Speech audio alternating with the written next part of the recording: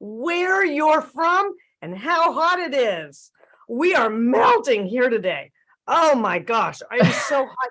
And it's muggy. I feel like I'm with you. We have a thing about it in Savannah. We have a thing about it being hot. I don't know what it is, but you are a temperature freak.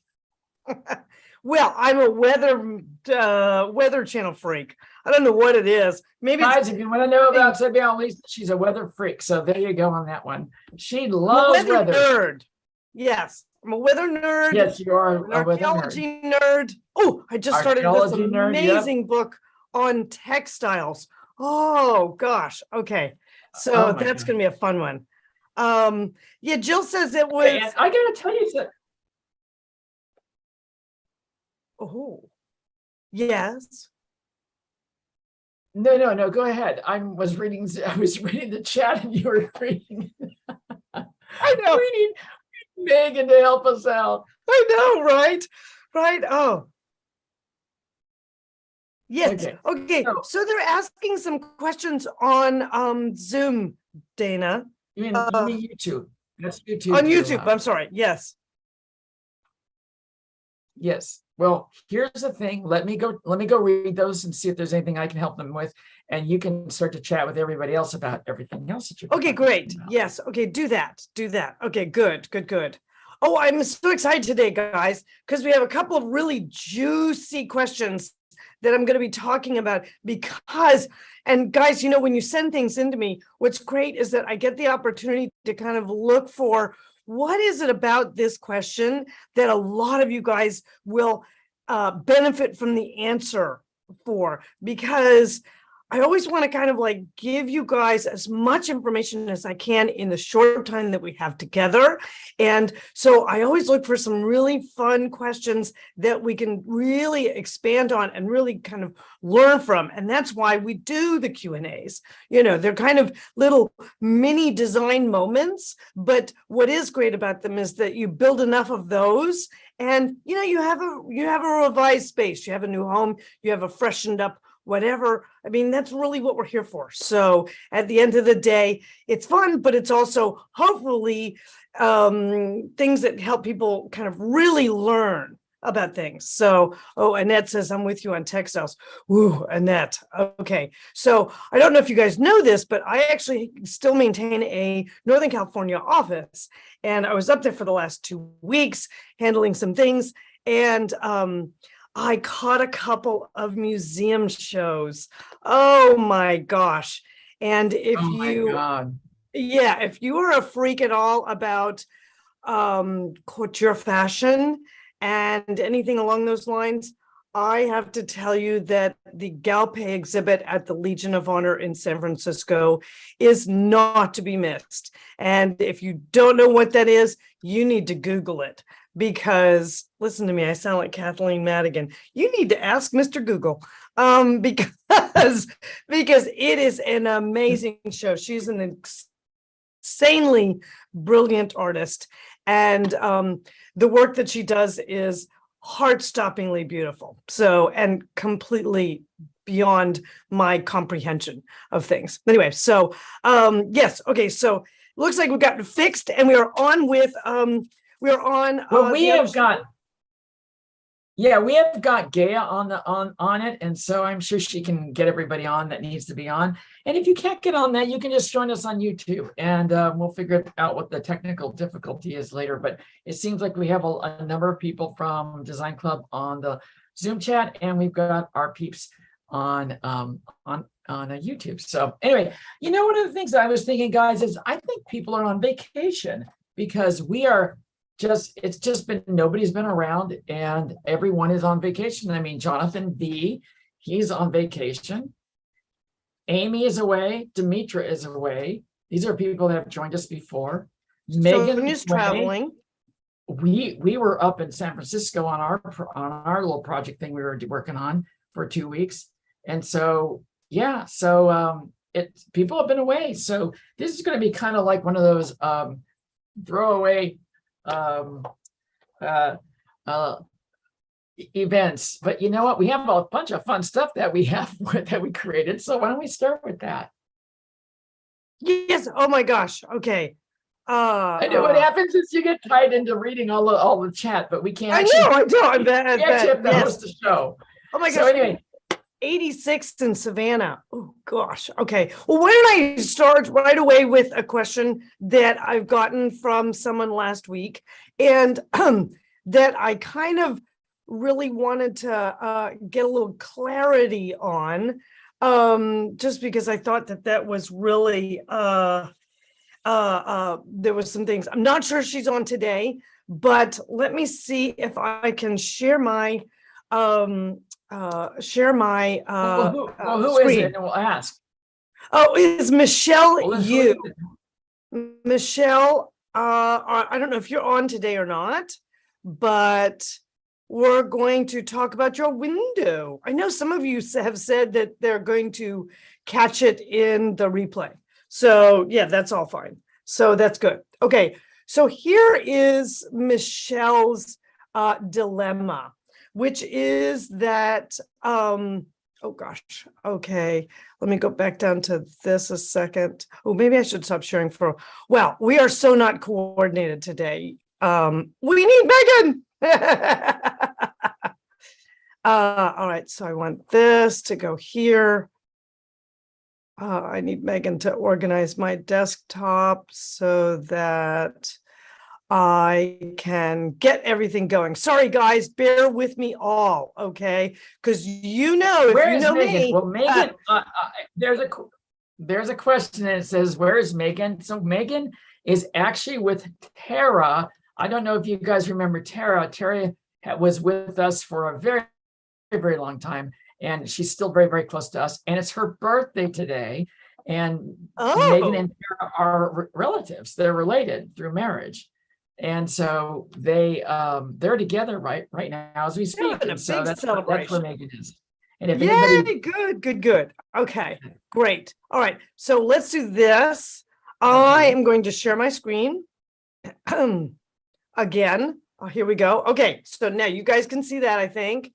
And so this is from Michelle. Michelle says, I have a huge window, but I'm not sure I love, let's go here. I have a huge window, but I'm not sure that she loves what are called the divided lights. And that is these little elements that actually create smaller windows. That's these things here, right? So when you have a window that has no divided lights, like this window next to it, and then you have a window with divided lights, these are the difference. They don't have to be curved, by the way. They can just be a grid. So she's saying that she has this huge window, and I'm not sure that she's loving the grid. Okay, so all right, so that's question number one that I have for you, darling, which is that sometimes it depends on how your windows are constructed, okay? Because if your windows are fairly contemporary, many of them place a pane of glass, then they will place the divider in next to the pane of glass, and then they will sandwich the divider in between a second pane of glass. And that's what gives you kind of a little bit of the more temperature and sound efficient windows. But the problem is you've got divided lights sandwiched between the two of them. So Michelle, if you're here, here's my question to you. You may not like those divided lights, but you have two choices. Either you replace that window with an undivided window like you have shown me here, which is all kind of, what do you call it? When someone does Photoshop. So you Photoshop that out, which is fine. And I understand to trying to get the understanding of it. And yes, it kind of does make the room look a little bit smoother. I can see that you're about to repaint too, which looks like that's a good idea. But here's the thing, is that if that window has the divided lights between the two panes of glass, you are going to actually have to remove one of those panes of glass, which will void the warranty on the window, pull out the things and replace it. Now, if it's an original window, that actually had wood dividers, and that's what they used to do, was because they couldn't blow glass as big as this, okay? They would create little dividers and make smaller windows, and that would be the glass. If you have an original window, you still have to replace it. So the question is, how much do you dislike it? And can you kind of make that all work just living with that? Because it looks like you have some other priorities, because when I see this, it looks like you're definitely going to be repainting the room, and you need some information about window treatments. And here's the deal. Let me get on a good picture of that. Okay. Or maybe this is the best picture of that. Okay, so here's what I'm seeing as an issue. You're recommending, I'm thinking about Roman shades on the sides. Yes, that's lovely. But what you have here is you have some very significant molding details, because they bleed into this kind of iconic little Greek column detail that comes all the way down. So you really don't want to cover up that molding. So what you want to do is you want to do what's called an inside mount. But the problem is you have a casement window. So either way you treat this, you are going to either have to figure out if the window treatment is going to come down and cover part of this with a Roman shade, or if you're just going to rip this crown off and mount Roman shades here, okay, and cover the whole thing all the way down. It's a tough choice either way, but what I would probably recommend is that you consider something like cellular shades, and you can look at those from like Hunter Douglas or things like that, that actually stack fairly cleanly into a bracket right here in the inside top. So they won't make much of they won't drop down and make you lose much of the view. And sometimes you can do what's called a top down and a bottom up. Doesn't look like you need a lot of privacy, so I wouldn't worry about that. But the cellular shades stack really tight. So that would be my best suggestion, even though I visually would prefer a Roman shade, but you've got to deal with that molding, unless you're going to rip it all off. If you're going to rip it all off and put plain flat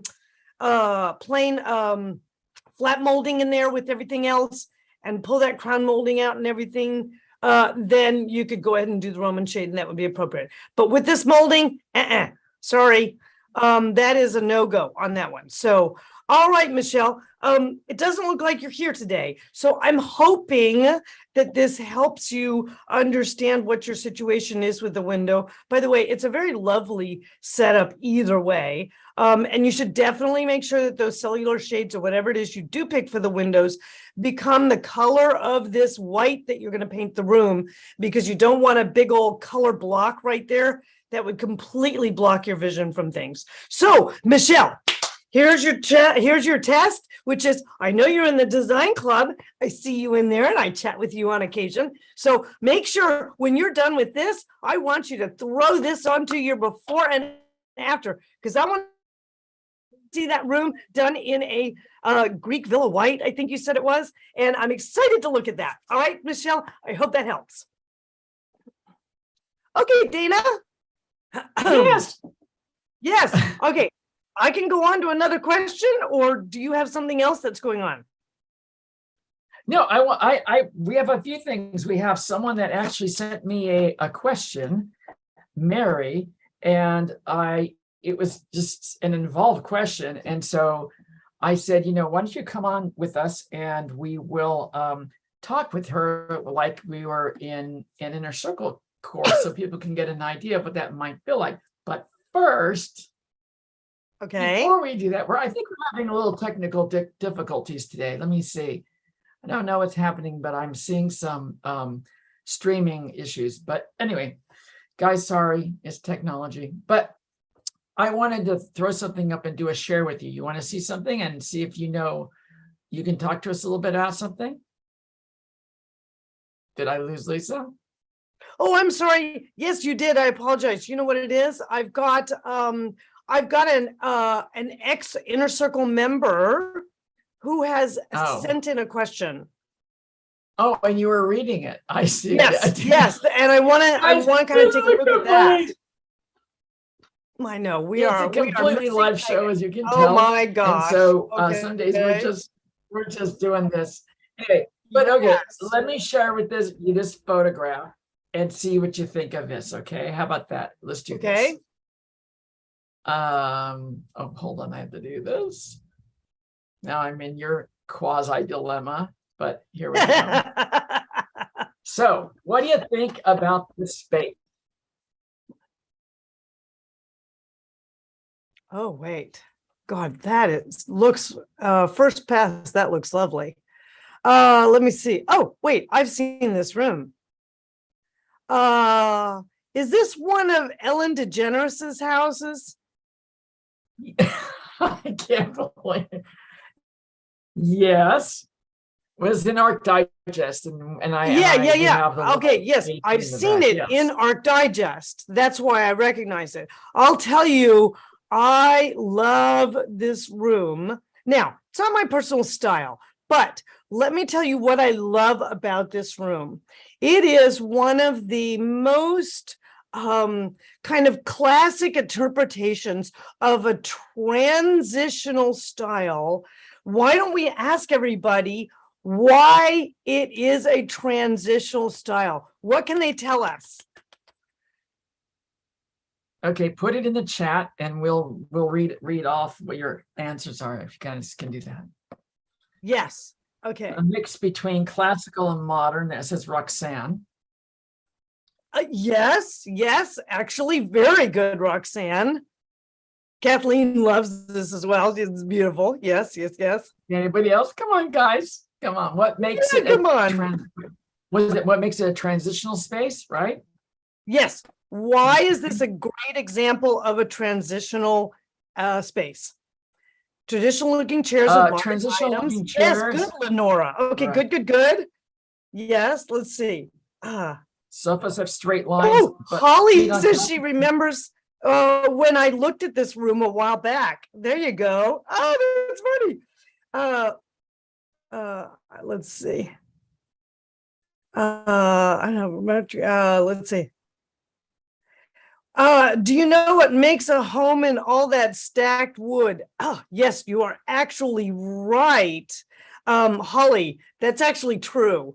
This is a very good idea. Guys, can I annotate on this? Yes. Ooh, yes. Annotate. Okay. So, guys, sure. This is a lovely visual, but it is not a good idea in actuality, because spiders love to nest in wood piles, right? And out here in California, rather specific, unpleasant spiders that you do not want to encounter in your home. Okay, so it's a lovely look, and I see it done a lot, especially in the Pacific Northwest and things like that. But personally, I would never make that as a solution. It looks great in a photo, but I think I would actually design against that. But neither here nor there. What I love about this space is, and you guys nailed some of it, is you guys are so good. Look at this. Okay, so here we have some rather traditionally detailed chairs. Now, what have I always told you about when you walk in on a room? You always want to make sure if there is a piece of furniture facing you, you want to make sure that the back is interesting, right? Especially if it's a chair. So these are beautiful, what are called open back bergères. And they're a little bit more elaborate than a regular bergère. So they're very traditional. And they've been interpreted with this lovely brown, I don't know what, velvet mohair, something like that. I agree. I think it's fantastic. And also, what have we also got that's very traditional in here? We have pairs of furnishings that are identical, right?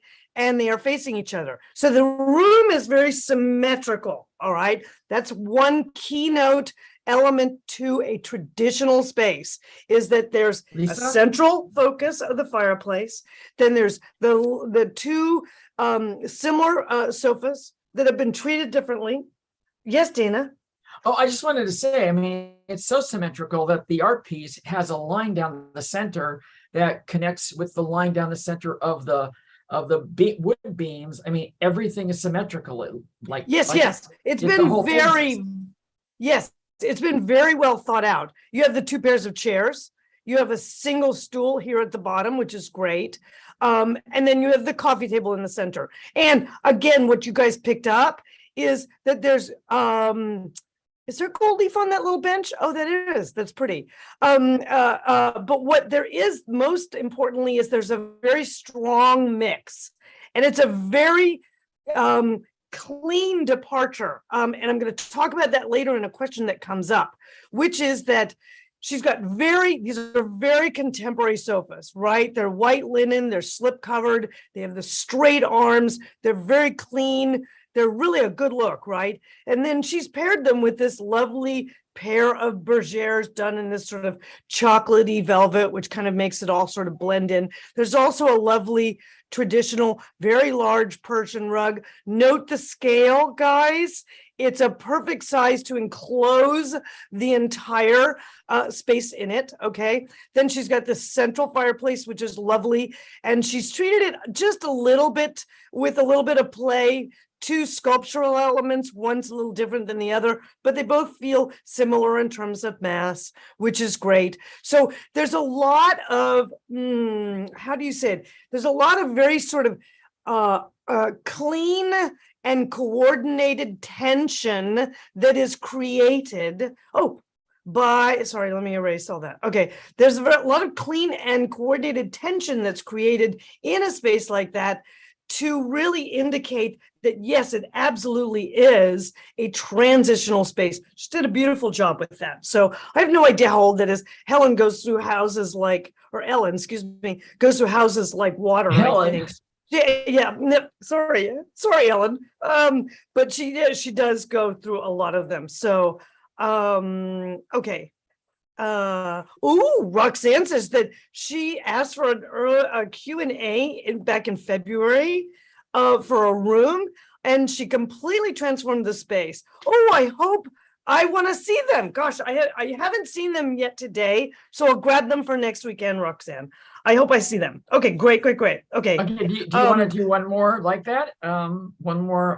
Sure. Absolutely. I love that because I love seeing what people know and what they don't know. Okay, I'm trying to figure out which one I want to show you. Okay, I guess the question is, this is a famous house. Uh-oh.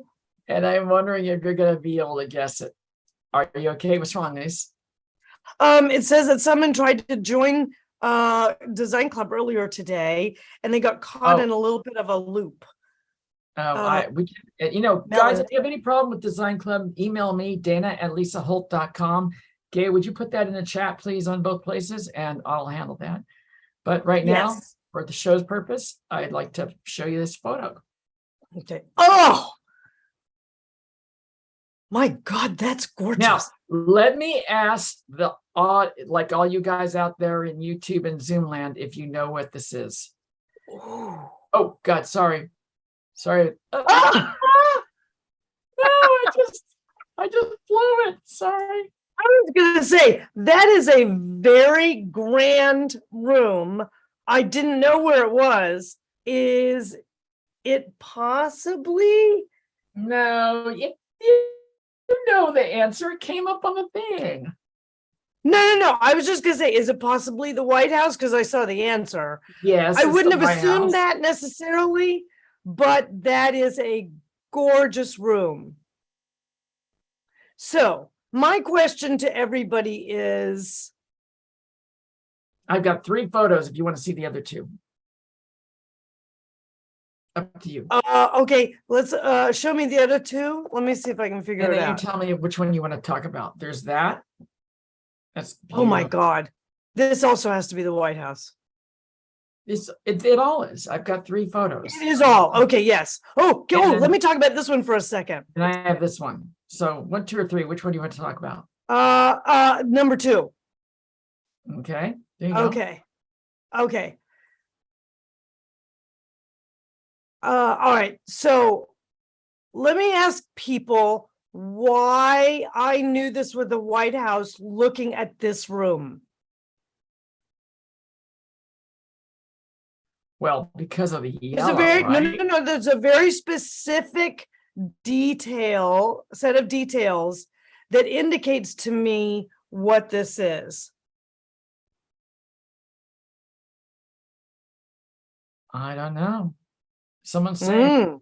Okay, all right. So let me annotate. Oh, I love this. Okay, so guys, naturally, we are talking about exquisitely done traditional spaces, right? And there may be a lot of you that could go, "This isn't my taste," and that's fine. I understand, but here's the reality of it: is traditional spaces have their own language about them, and if you have a traditional home, you kind of want to make sure that you're sort of staying in line with what the home says. Remember, I always say, look at the architecture first and work inward, okay? Because you can't fight your architecture. If you do, there's a disconnect in everybody's brains about what the heck is happening in your space. So the White House, guys, is one of the most classic examples of what you would call high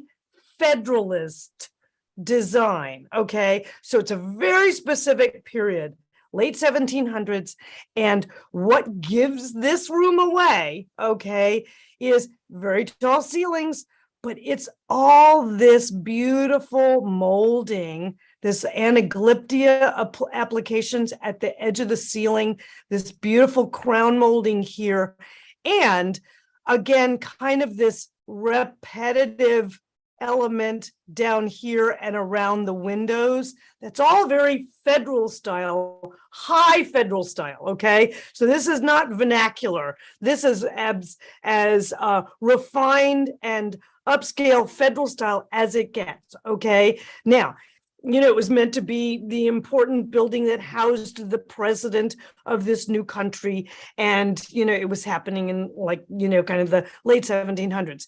And here's what's really interesting about this is that if you have seen my video on Bridgerton, okay, the Regency period had a lot of elements that repeated some of these neoclassic things that occurred kind of like all in this time frame. Okay, so where do you see this? You see this sort of refined Baroque gold mirror over the top of the fireplace. Now, it's not as goopy as early Baroque is. This is late Baroque, okay? Late Baroque and early neoclassicism.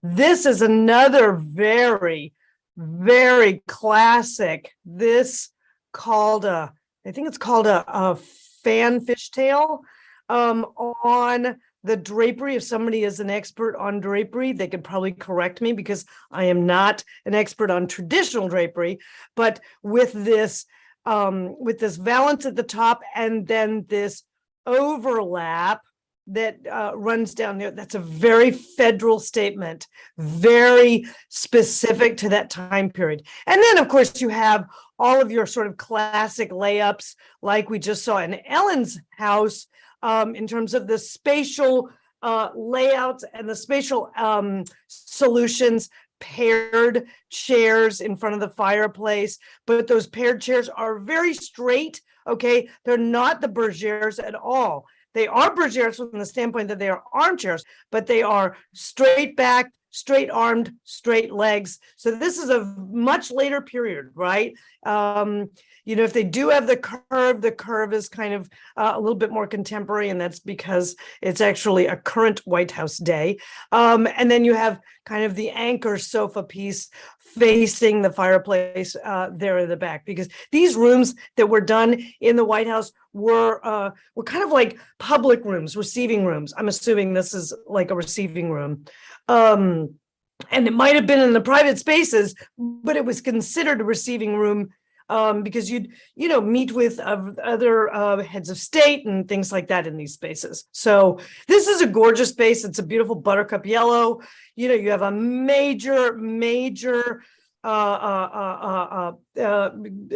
chandelier piece that is super important. Then you have this clamshell. Oh my gosh, that's super federal.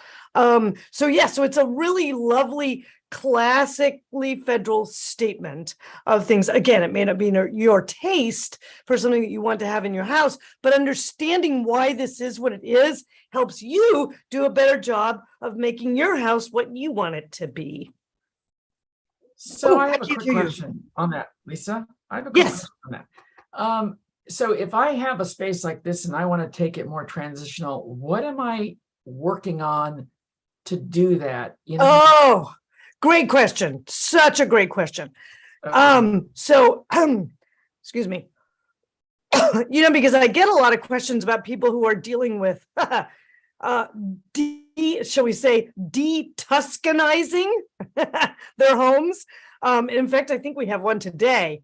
I get a lot of that, especially out here. Oh my gosh, there's so many faux Tuscans in the West.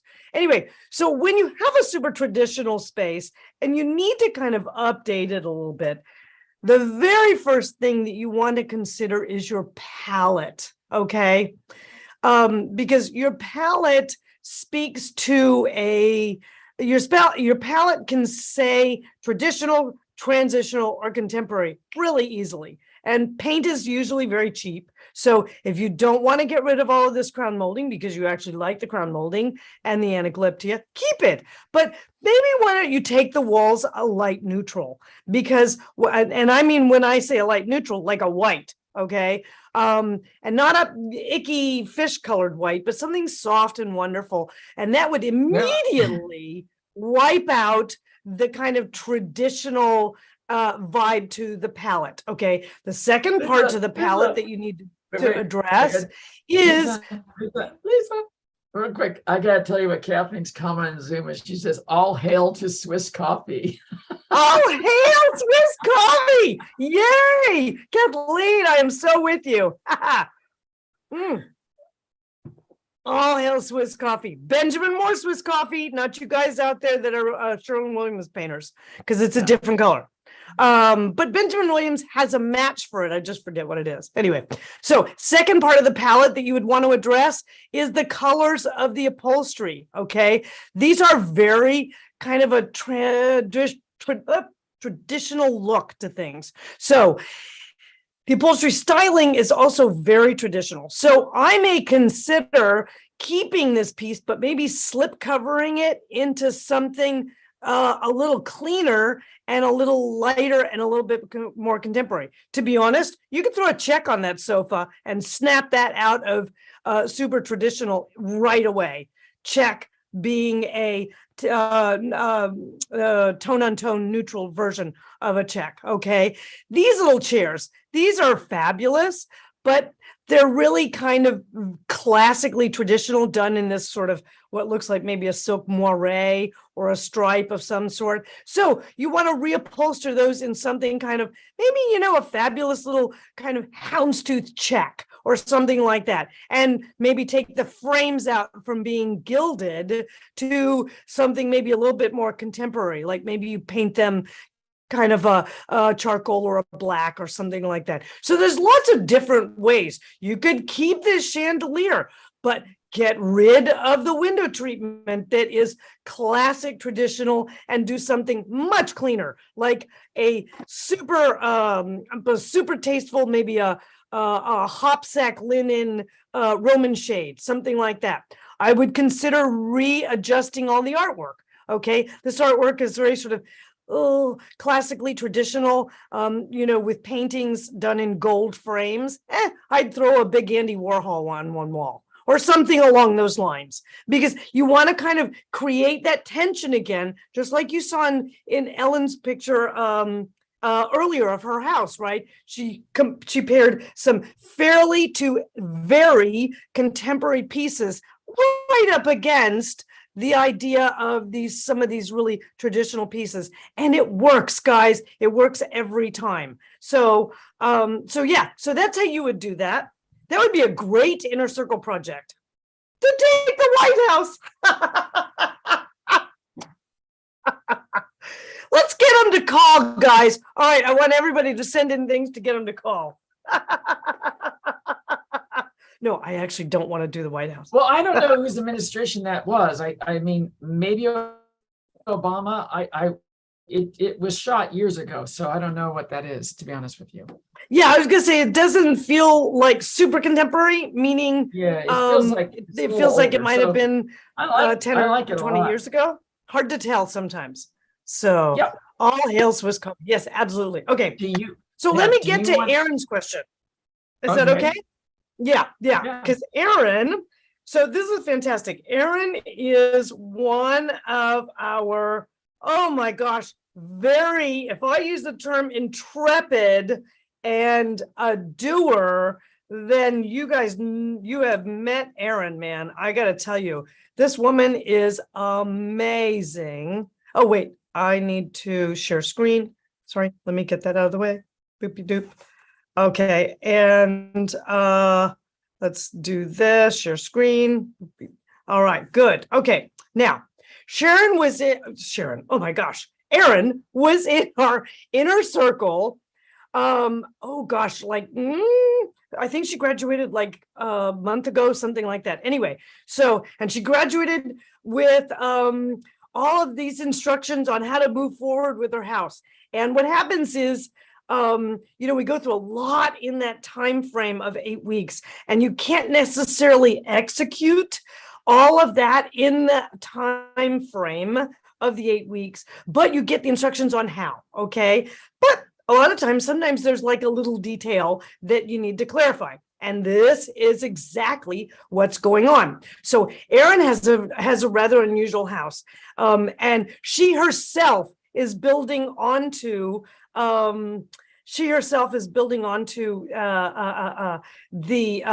house with a whole new wing, which is kind of crazy. But she is one crazy go-getter kind of gal. Anyway, what I had instructed her to do, because she has two different sets of flooring that she's not changing at the moment, so that's fine. We can accommodate that. But the body color stories need to be different in those two spaces. So this door jamb that you're looking at right here is exactly where the two floors meet. So let me annotate a little bit. So Erin, I hope you're watching. So here's floor number 2, which is a little bit of a lighter gray. I think it was all LVP. And here's floor number 1, which is this lovely sort of acacia floor that next time, Erin, send me a picture with the lights on in this room too, so that I can see both in good stuff. But you're covered, because I know this project really well, because I went through 8 weeks of giving her guidance on how to maneuver and change it to make it what she needed. Okay, so here's the body color, and I am going to double check. Specifically, my 3 living rooms have one color, my kitchen has another color. Where exactly does the transition occur with this doorway that would juxtapose both colors? I could assume the door trim in both rooms is the wall color, but then what color is the interior of the door jamb? Either way, the trim in one room will have the color transition very visible. What is a slightly rounded corner? Thoughts? Okay, here we go.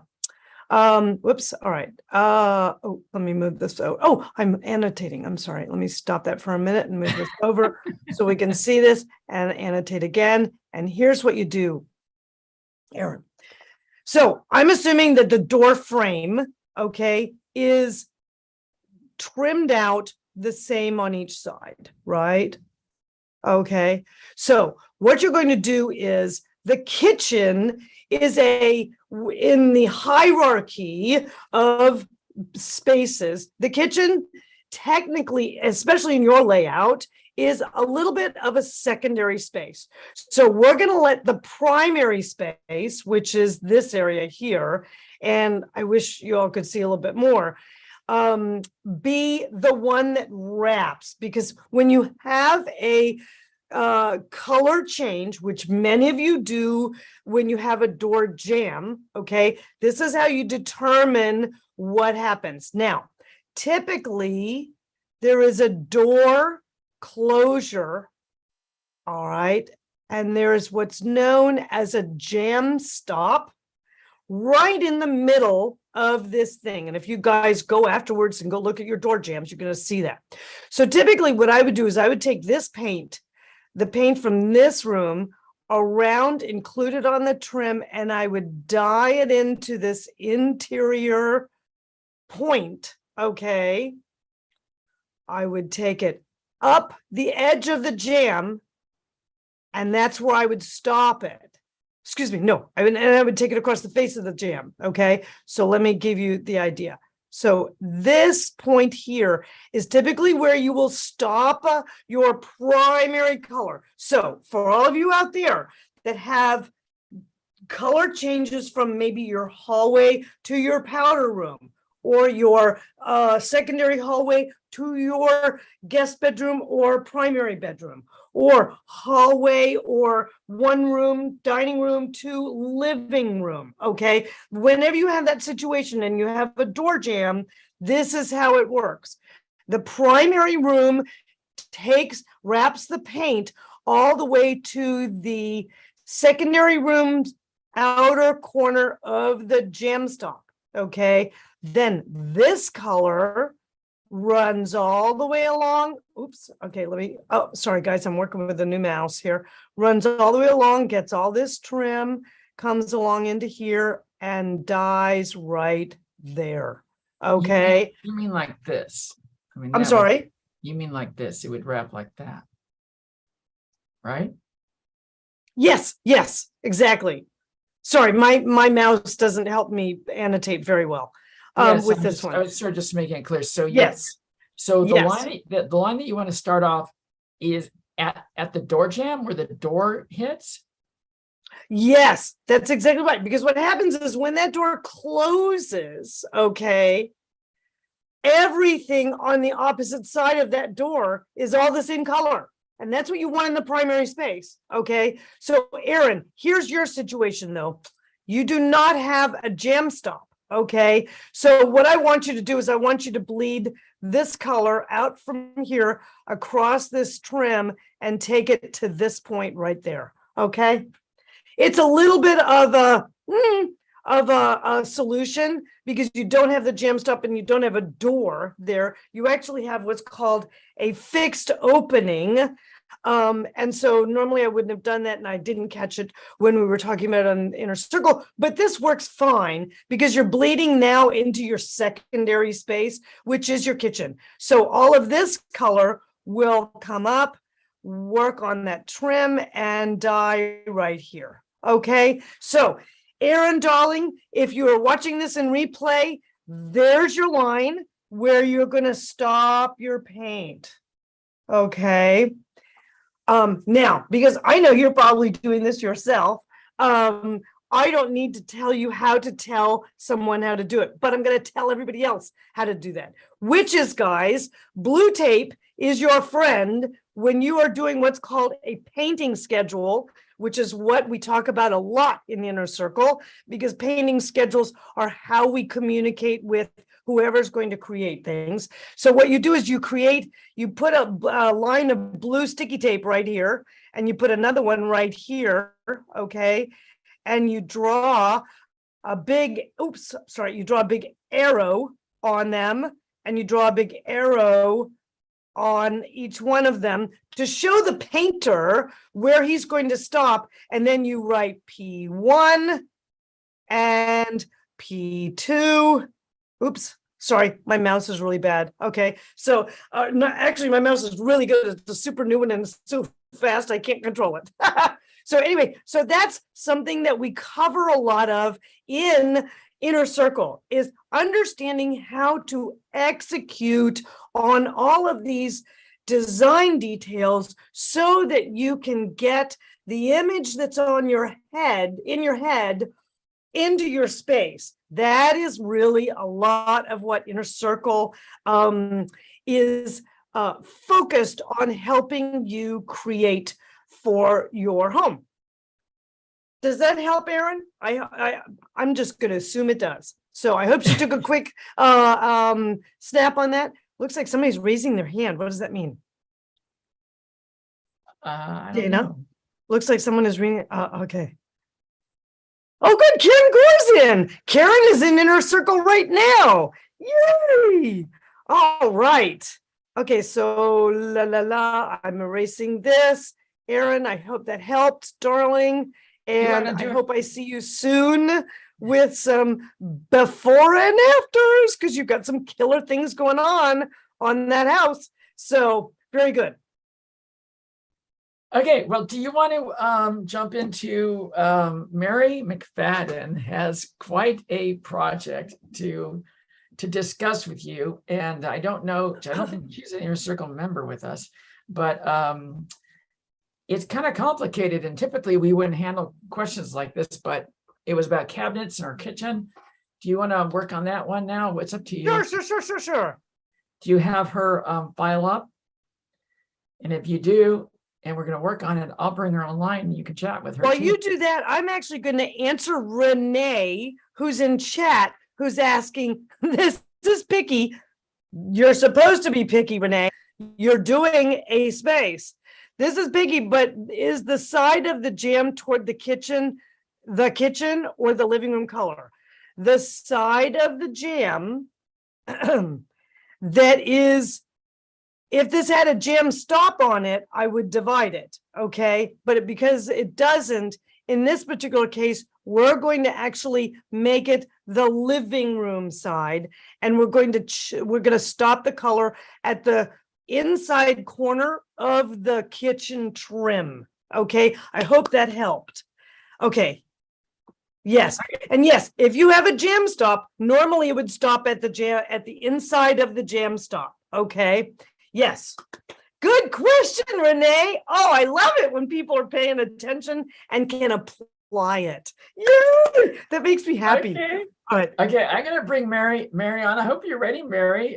She's probably like, I've been waiting like for an hour to be on, but oh my gosh. Okay. So let's see. We're gonna Let's bring see her what this on, is. and we're gonna see if she can. It's like I feel like there she is. Okay. Okay, and maybe you can pull up her project. I've got her it's all set. folder. All right. Looks like it's a kitchen. Okay. Let's do this. Hi, Mary. Hello. How nice to meet you. Likewise. Oh my gosh. Now I just have to ask because, and I might be dating myself, but are you any relation? No, to I'm Mary McFadden? a designer, Mary McFadden. No. Okay. That's just a coincidence. That's fine. I love it. It's a good name. Yes. So Well, Mary, so Lisa, Mary emailed me yesterday, and it was like one of those complicated, I couldn't even help her. And I thought, do you want to kind of just jump in and see if you can give her a little bit of advice? And I would love to. I would love to, Mary. This is a little bit like what we do on the Inner Circle. Okay, so it looks like I've got 3 pictures here, and it looks like you're designing a kitchen. Yes, I'm remodeling our kitchen. Okay. Are you in Inner Circle? I'm not an Inner Circle. I was just on the Design Club. Oh, okay. So remember, she had an urgent question. Lighting. What was that, Mary? My main question was about the lighting. Yeah. The lighting. Okay. All right. Feeling. Okay, let's hit that for a second.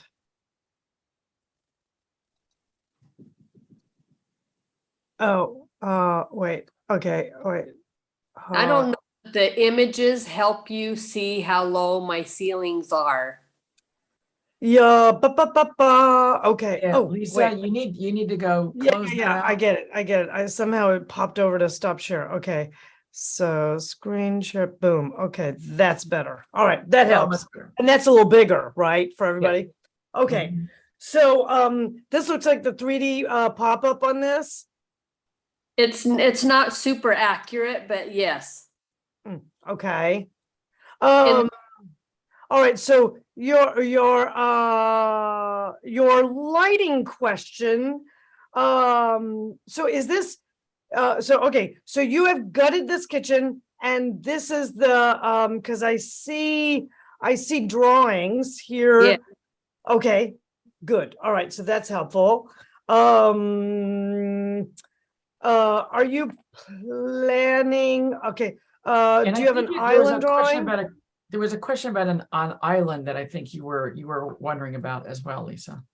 Right. So Yes, the yes. island is not centered. You can't see it on in these drawings, but in the architectural drawings that I sent, there is a huge fireplace to the right of this picture that butts into the kitchen space.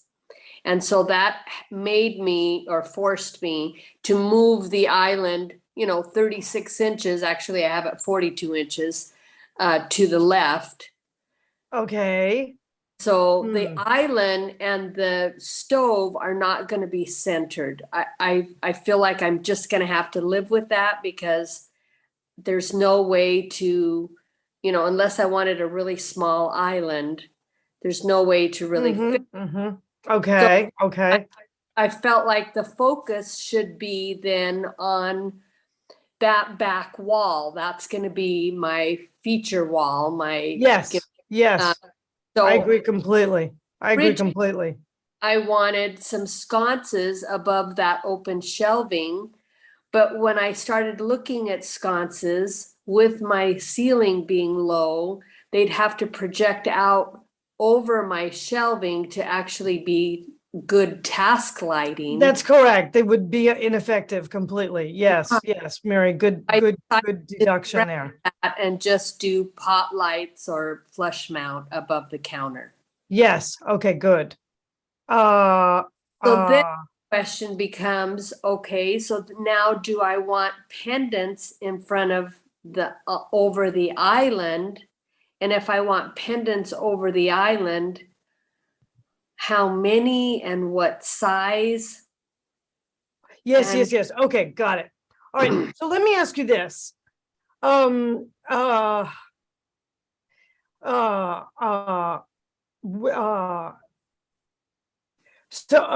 Okay, so a couple things. What is your ceiling height? 8 feet, 9 feet? It's no, it's less than 8 feet. It's 93 inches. Oh my. Okay, this is quite low. Okay, all right. Here's your deal. Secondly, design style wise, where are you? Pardon What me? was that, Mary? I said I wanted to vault the ceilings, but that was not possible because of this huge fireplace that's in the very center of the two rooms. Got it. Okay. Also, okay. because the trusses were engineered trusses, and the truss company would not sign off on any adaptation or modification. Yeah. No, you void them. Yeah, often.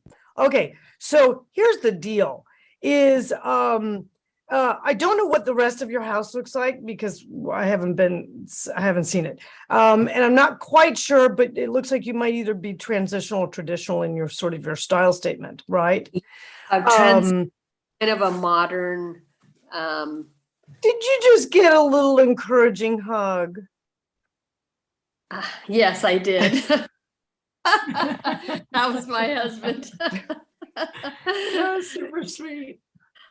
That was so sweet. I love it. You know what it is that these are really, really tough solutions that you have to come up with. And it is astonishing to me that I see people so regularly just woman up and kind of go for it like you're going for it. And I'm going, oh my God, there's a lot that goes on. Kitchens especially are the most complex. So here's what I think you should probably do. Do you have room in the ceiling do you have room between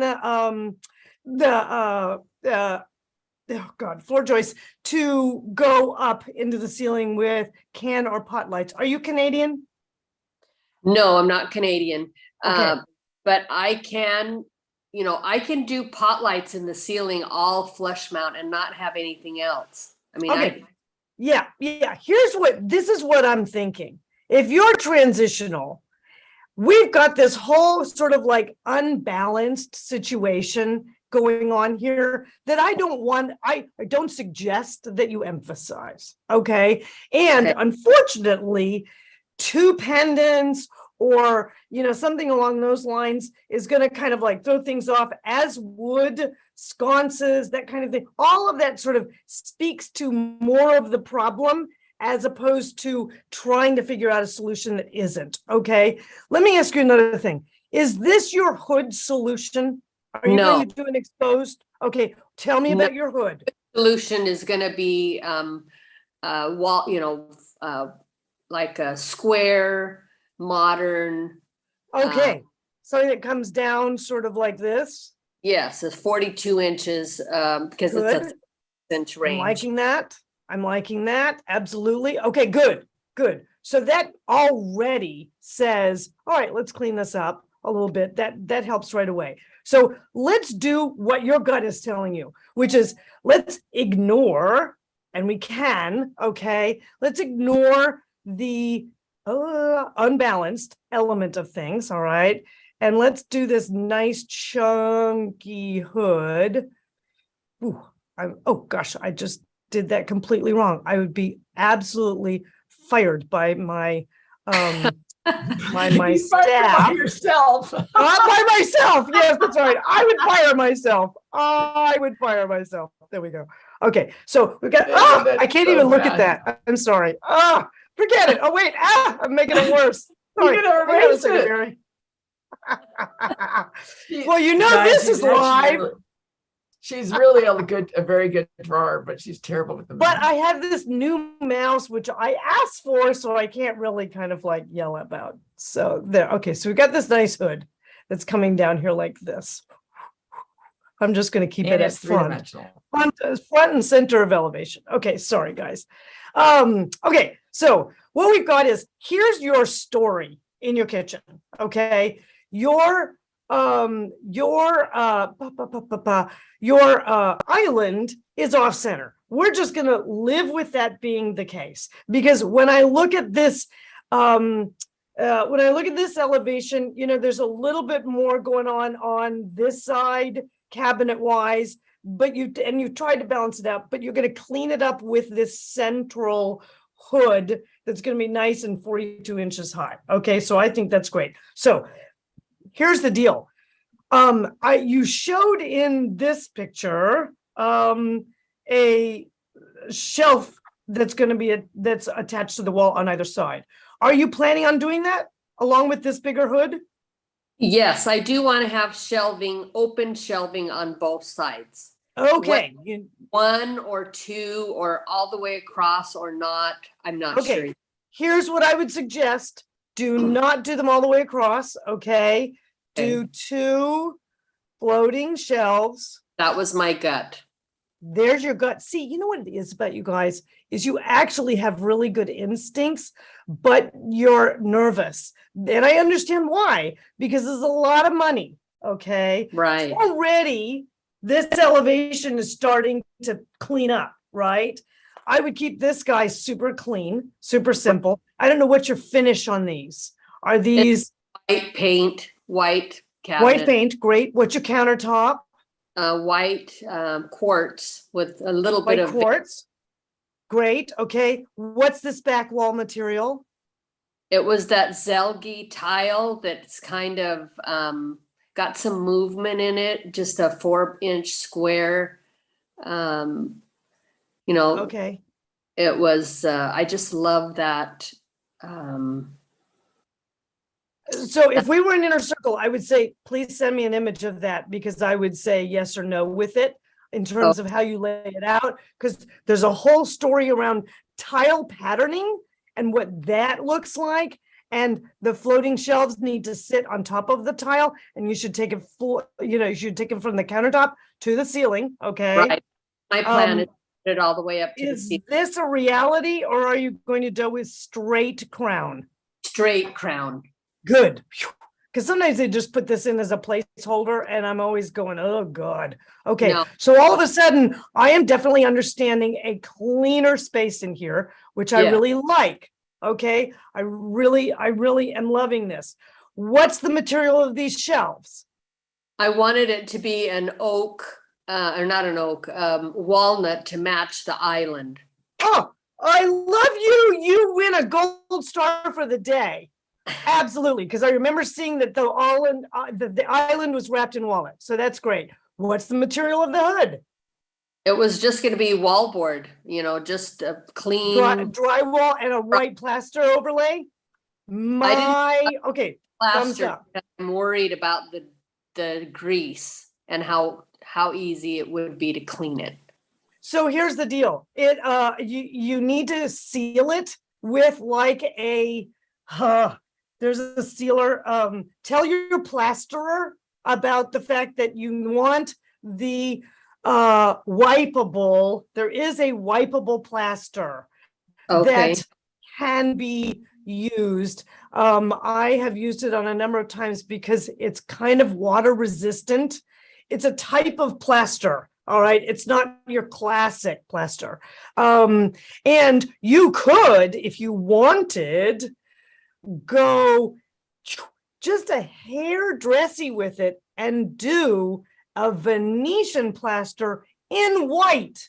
Okay. Now, the reason that works is because the Venetian plaster gets this gloss finish in wax. Okay. That makes it super kind of like sheeny. All right. But it's white on white. So it's super sexy. Now, all of a sudden you have this tension change between the story of the white tile, the story of the white cabinets, the story of the white countertop, and then this really subtle, softly glowing, glow is not the right word, softly sheeny story of the white hood, and it's a little more cleanable. And then you have the accent color of the walnut here, here, here, here, and there. Who needs lights? Okay. What you need, okay, are really good ceiling lights. You do not need decoratives. All right. Because you've created this whole yummy story just with the pieces there. And because you've got such a low ceiling, pendants are just going to emphasize that. So what you want is light popped up into that ceiling and coming down in directions that you want it to go, because by the way, that ceiling needs to be painted exactly the same color white as the rest of the walls. Okay. So you got to lift that puppy up. I hope your floor is darker. What is your floor? My floors are the house is a 1965 tri-level. And so I'm wanting to match the oak that's in the family room on the other side of that fireplace to come all the way into the kitchen and be the exact same flooring. So I'm having that finished to a natural, more brown than yellow tone. Okay. Okay. Now I'm peeling back just a little bit. How does that color work with the walnut? Well, if it's a more brown tone, it works fine. If it's a more yellow tone, it doesn't. That's correct. That's exactly right. So you want to be working the stain for all the floors now throughout the house. Yes. All that oak, the mama bear that you have to match up against is that walnut story. Okay. So you have to get at least the valuation of that walnut, even if it's not the exact color, because it won't be, because it's oak. Okay.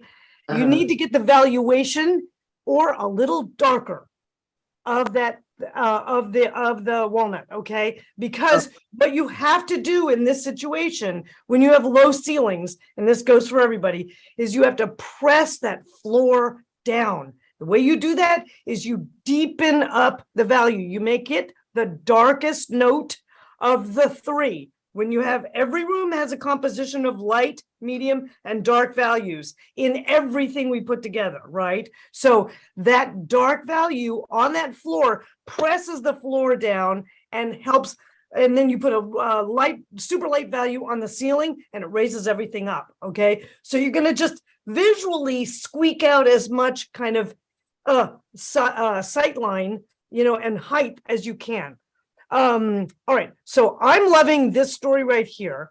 I would love for you to send me the tile just to kind of take a look at it.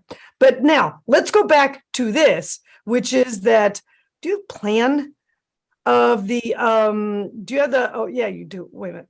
Okay, so I need to erase, hold on. Yes. Lisa, someone in chat shared a link to Google search for that tile. I can just share that on my screen. Yes, it's a beautiful kind of a tone on tone. All the tiles are a little bit different color, and so there's just this movement, and I just love the beach, and I just loved that tile. It's just like a 4-inch square, and it'll just go all the way up to the ceiling. That was my thought. Yes. Yeah. That's super yummy. Yeah, good. But I want it to be kind of in that white, right? Yes. Yes, good. Okay. Oh, I am loving what you're rocking here. Okay, so good taste. Yay. All right, so now what you need to deal with here is this lighting situation. So what you're going to want to do is, this is a crappy little plan. So you're going to have a hood. Let me, share screen again. I'm sorry. Because you know what it is. Did the cabinet guys do these drawings for you? Yes. Yeah. So, and the problem is the cabinet guys show nothing other than what they're paid to deal with, which I get it. Why do more work? Right. A lighting plan. Know how I was planning my kitchen, and so he wasn't interested in, doing it after I had planned my kitchen. And anyway, it was just kind of a sad situation. That's a little disappointing. He's sort of technically responsible for that, for at least giving you basic lighting. I mean, does he have any? Okay, so here, let's start talking about lighting for a second. Oh, what? He did have basic lighting in the plan. Okay, yeah, so he covered his ass. All right, good. So, excuse me, he covered himself.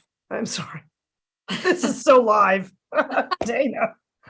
I don't know. Is YouTube going to take us off for this? They're going to ban us from, they're going to say those design girls are not worthy. Oh my gosh. Okay, so here's the deal. So you probably know that you need, are you in the club, Mary? I'm in the design club, yes. You're in the design club. Okay, great. All right. So you've looked at, how to light your kitchen, the library book on lighting your kitchen, and the 3 levels of light that you need. Okay. Right. Yes. Lighting, overhead lighting, and ambient. Ambient, task, and decorative. And in your case, we're ditching the decorative because we don't need it. We've got other things that are telling that story. Okay. So but we definitely need task, and we definitely need ambient. Okay. So hopefully he's got a pattern of kind of generalized. Sorry, I have to annotate.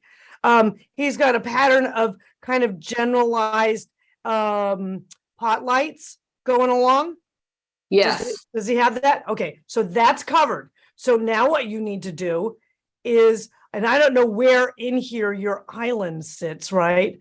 Hopefully sits 41 inches from the it's 41 inches from this counter, which is fine. Good location for it.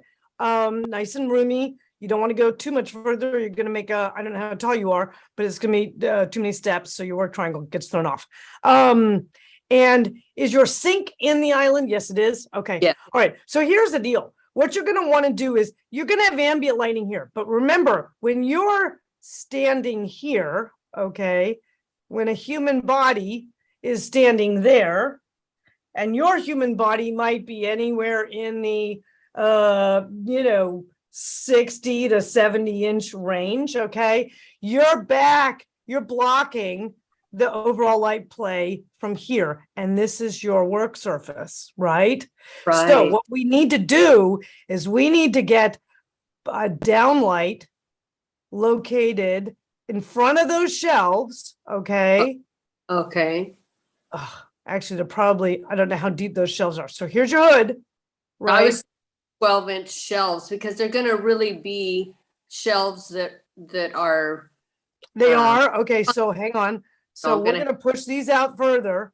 So you want to build this. It's funny. I was just working. We've got an inner circle person here in classes that we're in yesterday, and we were just working on her kitchen lighting, and she's building an entirely sustainable home down in Australia. And so Oh. we were literally just talking about this yesterday, which is that you need to pull these lights out to here, okay? And these need to be rather specific. So I'm going to want you to look up foot candle ratings that are higher than normal. I want to say for task, you need 80 foot candles from a ceiling height of that, somewhere in that range. Okay, so you're going to need to look that up. All right. Does your hood venting system have lights in it? Yes. Yes. Okay, good. So they're usually mediocre, but at least they're there. Okay. So you've got a light over that surface. Okay. Here's your shelves. So I'm going to go. Oh, sorry. It's not that far. Okay. It's going to probably do this to this. Okay. And what I want you to do is I want you to run under shelf LED lighting. Okay. Boom, boom, boom, boom. I thought about doing that, and because the electrician's not here yet, and I thought about, but he said that I needed to know exactly where that lighting needs to be. And are you saying like a rope lighting or a? So under cabinet, under shelf lighting is LED lighting is a shelf that in profile, if this is my wall, okay, you've got a power coming out there. Your shelf is here, okay, and it comes out like this, and it comes back like this, and then there'll be a little routed, like an inch square, like a half an inch up, and then back, okay, and then they will drill through this and bring power to this little tape thing. And it's a super narrow. If you look up LED tape now, here's the other thing that I really want. Oh gosh. Okay. So you can see why this is an inner circle thing, because here's another thing I want you to look for is the idea of there's a type of undershelf lighting that is available. Are you continental US? Yes. Washington. Okay. Washington. Okay, great. All right. So there's a type of lighting, and I can't remember if it's made by Philips or not. And it is LED strip lighting. Okay. So it comes in lengths that can be cut. Okay. To create, just like track does. Yes, but I do not want it at the back because I see it at the back. Okay. See how it's mounted at the back of that shelf? That's washing the wall tile. Why do I want to see the wall tile? I don't want to see the wall tile. I want to see what's in front. Okay. The wall tile is the look. It's fine. You could do 2 tracks if you're doing 12 inches. If you want to uplight that tile, you could do 2, which is 1 at the back and 1 at the front. Ooh, do 2. Tell your electrician you want to do 2. And let's see what he says. Okay. Because he may go, no, I can do 1 in the middle. They'll give you enough lighting. Okay. Here's my foot candle requirement. Is this what you're talking about, Lisa? I'm sorry. Yes, that's exactly it. This is a little bit horsey. I don't know what this is more the idea I'm looking at is 2 inserted things. See, it doesn't take away from the depth of the shelf, although those shelves should have a little bit of chunk to them, only because they shouldn't be too heavy and they should not be rustic, but they should be a little on the chunky side, 1.5 inches, maybe 1.75 inches, something like that, because you want to kind of like make that statement there. Okay, so so here we have LED lighting underneath the shelves. Okay, you have LED excuse me, you have spots that are over each, that are centered over between this edge, between, yeah, oh, I'm not sharing screen anymore, am I? Oh, no, hang on. No, we're not sharing Share screen, just the I'm gonna three share of us. screen again. Okay, so we have lights. Oh gosh. Oh, where's Megan? Sorry, you're doing a good job, Dana. I apologize. And Gaia, you guys are too. It's just me that's just uncoordinated here. So it needs to be centered between the high cabinet edge and the edge of the hood. This guy does. Okay, that'll be enough. One spot each. Okay. All right. And tell him that you want to talk about the trim light ratio. Okay. Why do my brains fail me at this point? It is, okay, so trims can give you different types of light locations, okay? Meaning you can get a trim that will narrow down your spot so narrow it's like 15 degrees. That's literally known as like an art light or an accent light, okay? And it literally takes all the light from that spot and zeroes it in on something that's like the size of a quarter, okay? A little bigger, maybe the size of like 2 inches, okay? So you can get trims that can do that much, okay? You can also get trims that will give you a 180, all right?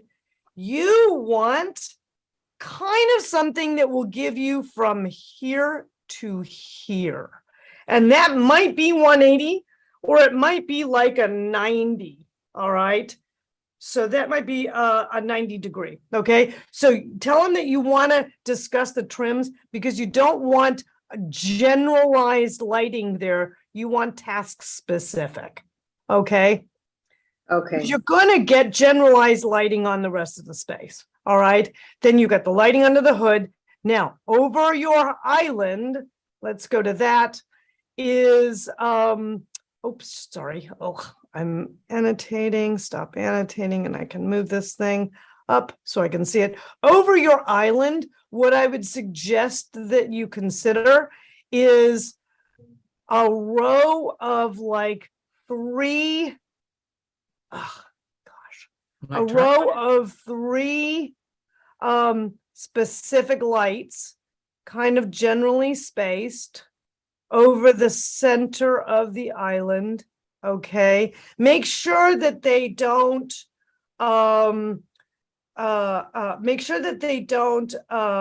overlap the island edge on either side, and kind of you know what, you could even do them a little closer to each other, sort of centralize them a little closer. All right, so maybe you don't do these 2 outer ones, and you'll get I gotta tell you, this is like working in mud. Okay, and what'll happen is those will sort of just play light down on that island, and they'll give you plenty. And then take all the rest of that ambient and keep it. Make sure you've got enough ambient. Okay, so 3 central pieces right there, and the thing on the other. I know, you know what? Dana just said to me how long we've been talking, but the reality of it is you have a situation in your hands where you're left without help, and I want to make sure you get help. So what was that? Thank you so much. Oh gosh, yes. Oops. Okay. I don't know what's happening. I am just gonna stop sharing because that just became a mess.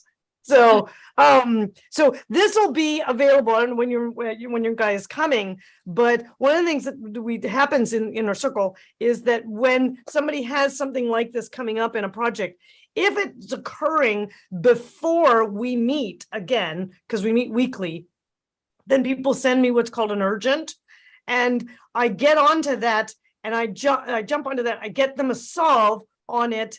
And that way they're prepared to meet with the contractor the next day. So, or whenever, well, you know, it's going to be. Well, I would say that typically what we do is we spend an entire day working on your projects before we even talk to you every single week for 8 weeks.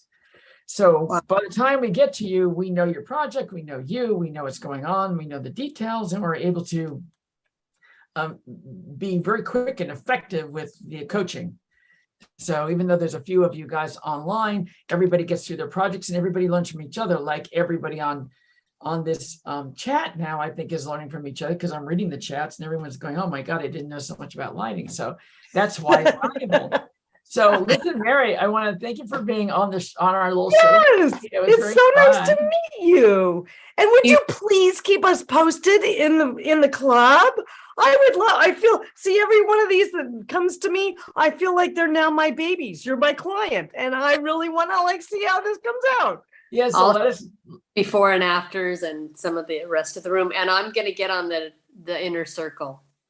I think it would help. I don't know if you have any more rooms that you're going to do any work on, but if you do, it will make your life so much easier. You know what everybody says in the inner circle is they're so much more relieved because they don't have to stop. They can stop worrying. I've been sick about this for weeks. Just back and forth. Do I do this? I know guys, because I always say this, okay? We take on these giant projects that are sometimes the biggest projects we will ever take on, and we know nothing about how to do it.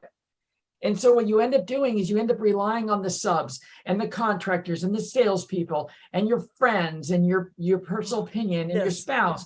And it doesn't necessarily mean that that's the right way you want to go. That's why when you work with a designer, it works so great. Problem is designers can be a fortune. And this is a way for us to have you work with Lisa. And because the whole team is here, it's just me today, but usually the whole team's with us. And Gas, our guest, she's on chat. But and then you get really good advice and direction, so you can actually come out with the product you wanted in the beginning. So that's what we do. So I'm going to say goodbye to Mary for right now. Bye, Mary. Thank you guys for being with us. Thank you so much. Thank you, Mary. Thank you, Mary, so much. How does she get an inner circle, Dina? Well, all you need to do is email me directly, because we have a class coming up that starts on September 11th, guys. And I just wanted to show you our little inner circle logo. So there's our little inner circle logo that you can see. I don't know why I wanted to share that with you, but I thought that would be kind of fun. And what I also wanted to share with you guys is the fact that we just had a graduation, and I know that we had Sonia, who is on chat right now. Oh, hey, Sonia, baby. Oh, yeah. And I want to show you a picture of Sonia just recently. So let me, oh God, I got to go find my share button. Hang on, guys. This is my first week post inner circle, and I miss it so much. We miss you too, lovey. Oh my gosh. Sonia's doing a magnificent house in Puerto Rico, and it's going to be amazing. But she's still what we call on paper. So guys, we're going to see you again, Sonia. Don't worry. So we have some fun, as you can see by this picture here. This was our graduation of that group that Sonia was in. And if you guys don't know who Sonia's on the bottom right over there. And she's got a great, oh yes, she said, yes, that graduation was a hoot. It was so much fun. And we really do have a good time, guys. It's design can be enjoyable and fun. And we try to make it, we try to take away the seriousness of it. And we just kind of get you answers so you're able to rock your projects. And so that's what we do. That's what it's about. That's really what it's about. It's about making you feel less afraid about making decisions in a vacuum, because you heard Mary, her architect kind of blew her off a little bit on something, and and she's left going, I don't know how to light my kitchen, and I don't know what to do that's right, and she doesn't know who to ask. Thank goodness she's a member of the design club, because she's gotten some information from there, but it gets technical. And what I was going to say is, and here is a picture of Sonia's project. I'm sure she's probably okay with just a quick shot of it, but you can see that we work really, really deeply into plans and layout and Thank you, Sonia. She said, yes, of course, I can share it with everybody. And I think in this case, we were talking about her pantry and her kitchen, but we worked through all her plans. We worked through whatever you want to work through, basically. And on the left, if you see, there's a bunch of chat. We have sometimes 2 or 3 of our team members on chat. So not only are you getting one-on-one with us, like in this particular picture, you see it's myself, Megan, and Lisa, working with Sonia, but you also have an entire chat going on. And I think on this one, we had Squally on chat, and we also had Gay on chat. So there's a lot of activity. It's really fun. If it sometimes can go 3 hours. We went 4 hours on that graduation day, and people loved it. No one left, and they could. You could leave anytime you want. Everyone stayed for the full 4 hours, and they do that because it's fun and they're getting a lot of information. So that's what I wanted to share about that. Did I stop sharing? Yeah, but we don't always work with huge construction projects either. No, and that's, oh God, what a perfect entree. This next thing that I want to show you. Are you ready for this, Lisa? Hang on one second. I'm going to share a screen again, and I want to show you guys, like, this is a Facebook group that you become a special member to. And this is Deborah, who's asking a question to the entire Facebook Inner Circle group, and anybody can make comments about it. This is a Facebook post, and she's talking about the television above the fireplace. Oh, do I need to answer Deborah today? Well, you can answer her right now if you want to. This is the question. Okay. Yes, so Deborah was in an earlier class, and we did work on some construction with her, but a lot of times we have like 4 or 5 Inner Circle people right now that are just like rework or let's say, yeah, their furnishings and their a couple of their public spaces. Like I've got one gal that's just doing her living room, dining room, and office. And so, there's a lot of details just in those 3 spaces that what do you covers in 8 weeks. So Deborah's saying, oh, Deborah, I didn't remember you were going to mount that TV over that fireplace. Okay, here's where I'm going to let you off with, I'm going to let you off because the fireplace, very groovy, by the way, that looks amazing.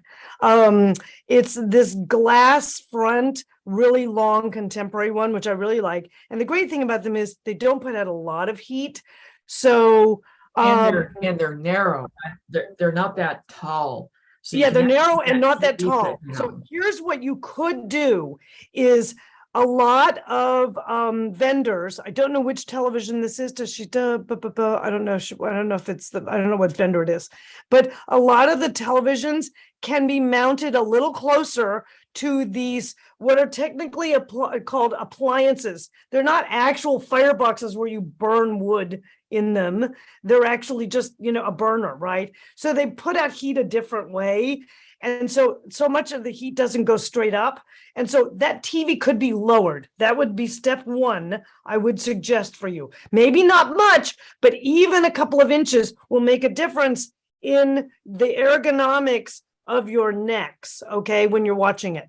And the way you test that is to sit in your sofa and actually look at the television set, and it should be a natural, the way you hold your head should be natural. You shouldn't be, looking up this way. You have to be looking forward.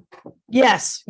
Okay. And secondly, she puts it on Google Chromecast, and it cycles in photo, make it look more like photo art. Yes, absolutely. Okay, but here's where I suggest you work it in, or what I suggest you also do is, and the wall isn't painted yet. Okay, yes, okay, here's the deal.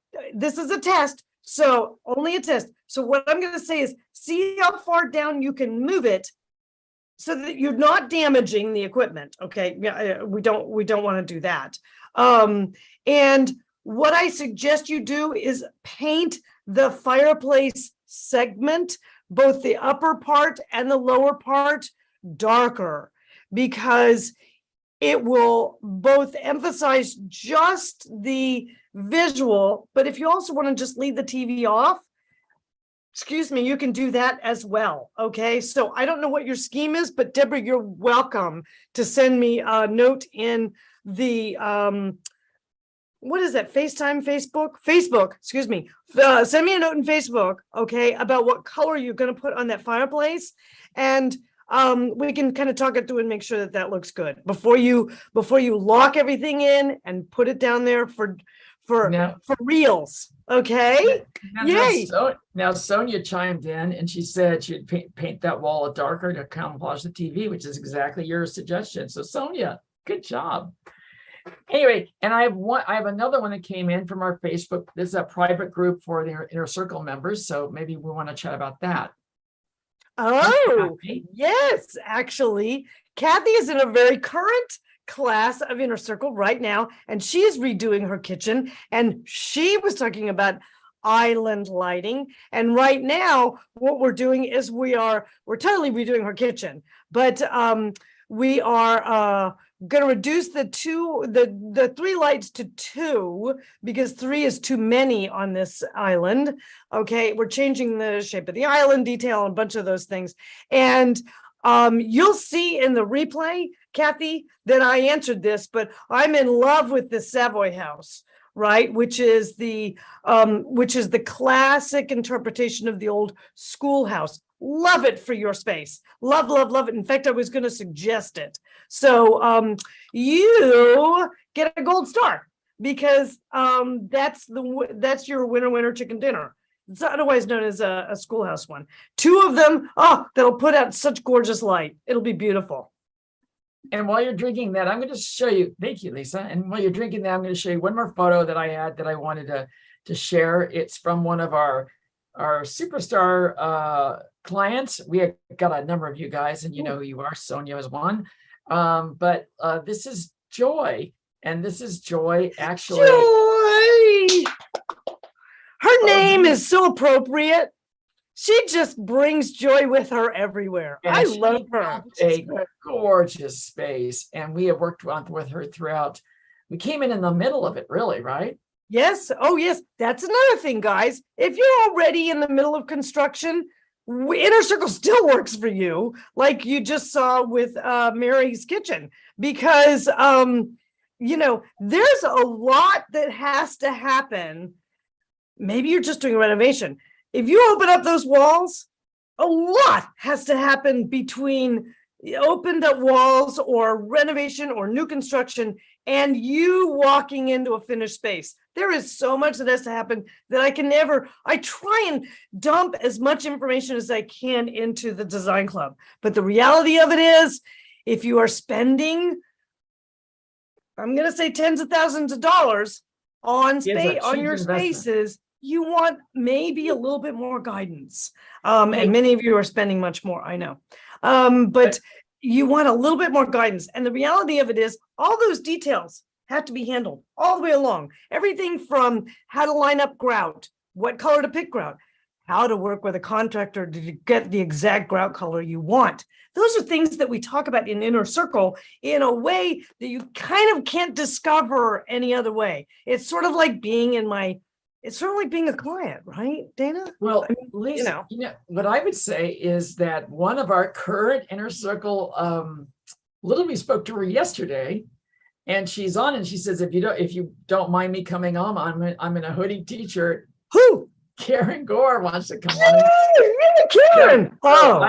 I'll promote her. Karen, are you ready? I'm going to promote you to panelist, and you're going to be on with this. Now, Karen, she should be an old hand at this. And we'll see when Karen gets on. Hello, Karen. Okay. Hi, I wasn't kidding when I said I was high Unabomber right now. So here I am. She said to me, I look like a Unabomber. And if you guys don't mind, I said, I don't care. It's great. You can. Because I just woke up not that long ago. I was like, well, if I put a hoodie on and put it over my head, then I could handle it. And I don't think anyone else cares what I look like. So here I am. There you go. Oh my gosh. Karen has a wonderful project in San Francisco that we're working with her on. And I don't know what your question is, Karen, because we haven't had a chance to talk about that. So just go at it and I'll let you guys chat. Okay. Yeah, I mean, I don't know if you've got access to our entryway photos. Right now. Hang on one second. Awesome. What photos is that? Did you say? The entryway? Yes. Let me grab that. Hold on. Okay. Let's we have to go into our inner circle drives too. Yes, I have to go into my inner circle folders a second, so bear with Yeah, me. sorry, I didn't submit earlier because I wasn't sure I'd be awake, and so That's okay. I made it. I'm very No realistic about worries. me in the No mornings. worries. No worries. And I keep everybody's folders. We keep everybody's folders in live. Well, Lisa, So while you're you need to come back. talking, We can do while that. you're talking about that, I'll just give you a little. I'll just chat with everybody really quickly. It's September 11th. We have an inner circle going in. It still has space, believe it or not. And one of the reasons is we've had people move to October and November because of personal reasons, and so it keeps getting full. And then one or two bounce to another date, which is totally fine with us. And so we still have some availability, and it starts on the 11th and it runs for about 8 weeks. And there's a lot of information that we have about it. And I would probably confidently say that we have done quite a few of them now, and everyone loves it. We love each other so much. We don't want to get off the live streams with you guys. We just I know. and we just keep going and going and It's been so going and long. going. And it's like it's just a really great experience. And so Karen is with us. I think you're on Sundays now, right? No. Saturday. No, I'm on Saturday. Saturdays. I'm a Saturday Saturday. afternoon person. Yes, she's a Saturday afternoon person. That's right. And now you know why it's afternoon. Husband, and her husband is an architect, and Yes. so he comes on every once in a while. Yes, Yeah, he does. which is great. We love And that. We Gay- love it and when Gay- others join. Gay is on YouTube chat saying that she says, I swear I can go on forever. I mean, people look at the time and they go, well, I have enough time with Lisa. We go until you're done and we got you covered. And our job is to get you week to week to week to week to week to week. So it works. It works. So anyway, did you get her folder? You've Gotcha, got a darling. sneak preview of my bed.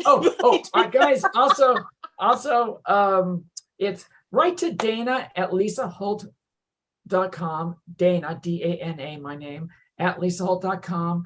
And I will send you information because I know we have about 4 or 5 spaces left, and I've got about 15, 20 people that are vying for that. So, but you need all the information. So write to me and I'll get that out to you today. That's coming up. Yes, 2 weeks from today it starts. Oh my gosh. But We're that's gonna fine. we're gonna start pulling files and start working on that. We start onboarding on Wednesday. Yeah, absolutely. If you're having a hard time finding the entryway one, it might be I stuck got in it. my sessions. Okay. I got it, darling. Okay, so do you want me to look down on it or let's share screen? Okay. All right, here we go. Probably looking up from the bottom of the steps would be, well, it doesn't matter. I think this would be Okay. a better one from the bottom of the steps, honestly, I but think I've got one. Yes, there's plenty. Oh, yes. and maybe a closer one, but yeah, perfect. And there's I my have the dog. yes, and don't worry, everyone, those tiles are going bye-bye. Because I despise them. But so you had mentioned a great idea, which was stair lighting. Yes. And my question is, with the baseboards that we have, because a lot of the examples of step lighting I'm finding, there are no baseboards. And Yes. unfortunately, we need to keep them. Construction is such in there that it we don't have a choice. Yeah, you don't have How- wind up walls. Right. Right. Yeah. And Right. so my question is twofold. The first one I think I've got figured out, which is, should we stay within square, stair lights because of how much, right angle edge there is in there? Or should we do round ones? I'm guessing the square, but I don't know, obviously. No, I would say go for round. I gotta Oh, tell contrast, okay? yeah, I like the idea of round. And I'm thinking of something else for you. Because yes, you're Okay. right. This is a very tight little space. Let me see if I can. Yeah, because then my I'm gonna next take question real was quick. spacing. Where do they go? Do Yes. they go in the baseboard? Okay. So, So I'm gonna tell you, I can't think of the vendor right now, but it's your hub might know it. It's it's a Dutch company that I have used before. But where I want you to go is I want you to look at stair lighting from Progress, and I also want you to look at WAC, WAC, okay? And then I also want you to go on to just,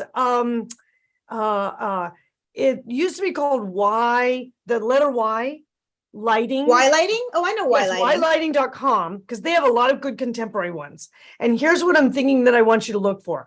I want you to look for a circular puck light, okay? As opposed to the inset ones. And I want you to place pucks kind of here.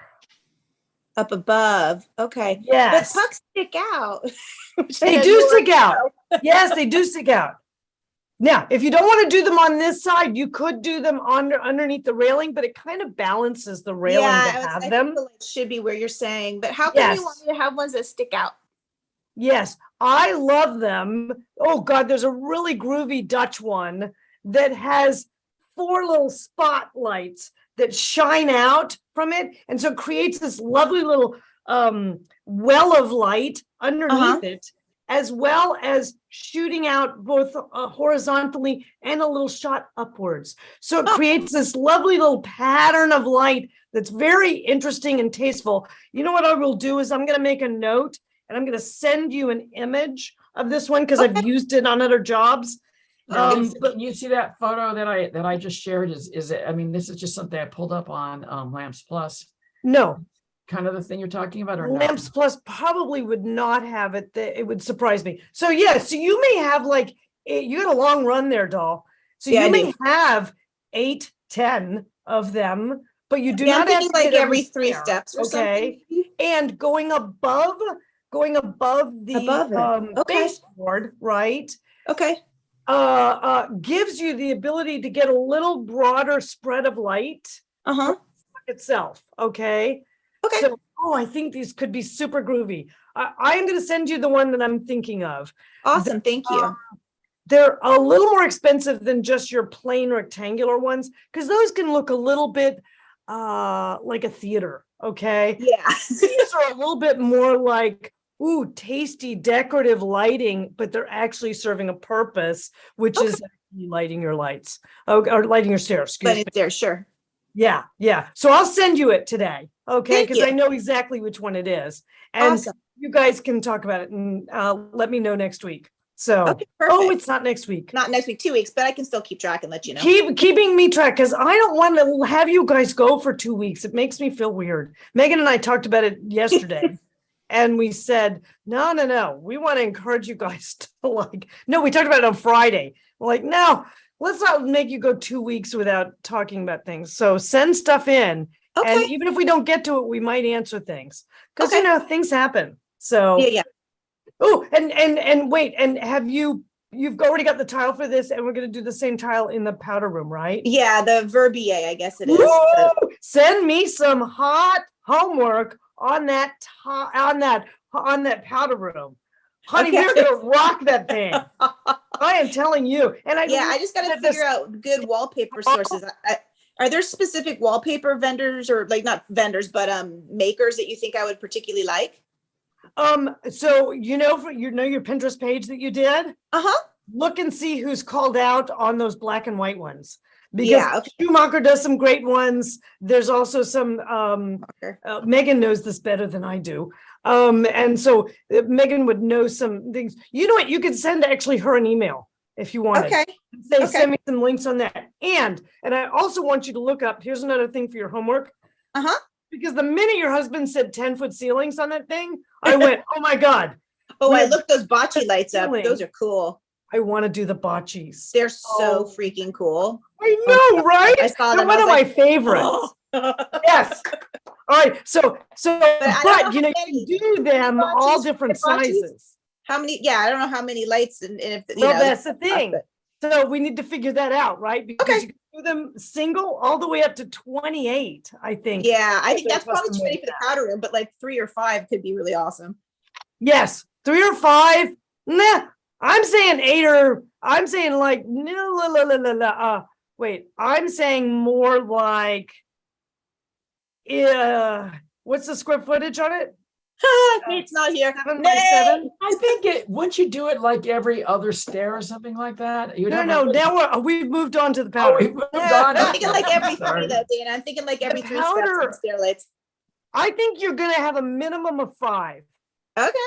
You're gonna have a minimum of 5. You might go to 7 or 8.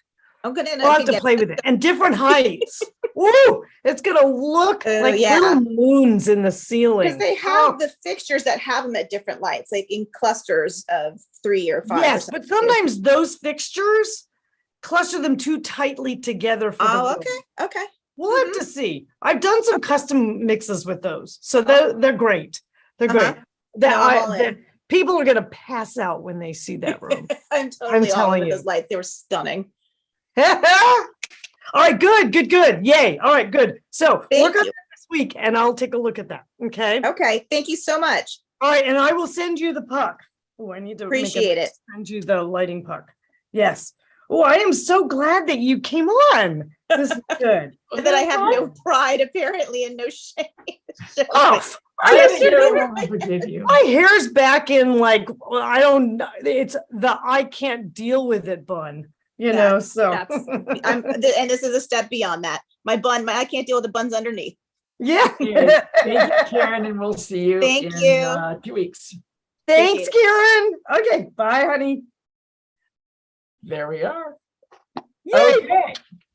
So we have a couple bit more minutes. Do you want to do a couple more questions? You want to? Yeah. I had a couple more Q&As that I wanted to kind of get to, and see if we can kind of do. Ooh, this was a good one. I have to Okay. read you something. So Rockshot 100 said, Lisa saved the last person a lot of money and headaches. Mistakes are expensive. And I don't even know who you are, Rockshot 100, but you are absolutely right. That's exactly why you do these projects. And that's a lot of reasons why people hang around, because they learn so much. And we really save dollars and headaches. We save a lot of headaches and dollars and cents. Yeah, you know, I never really understood how I never really understood how stressed everybody gets. That's really the thing that I never really realized, is that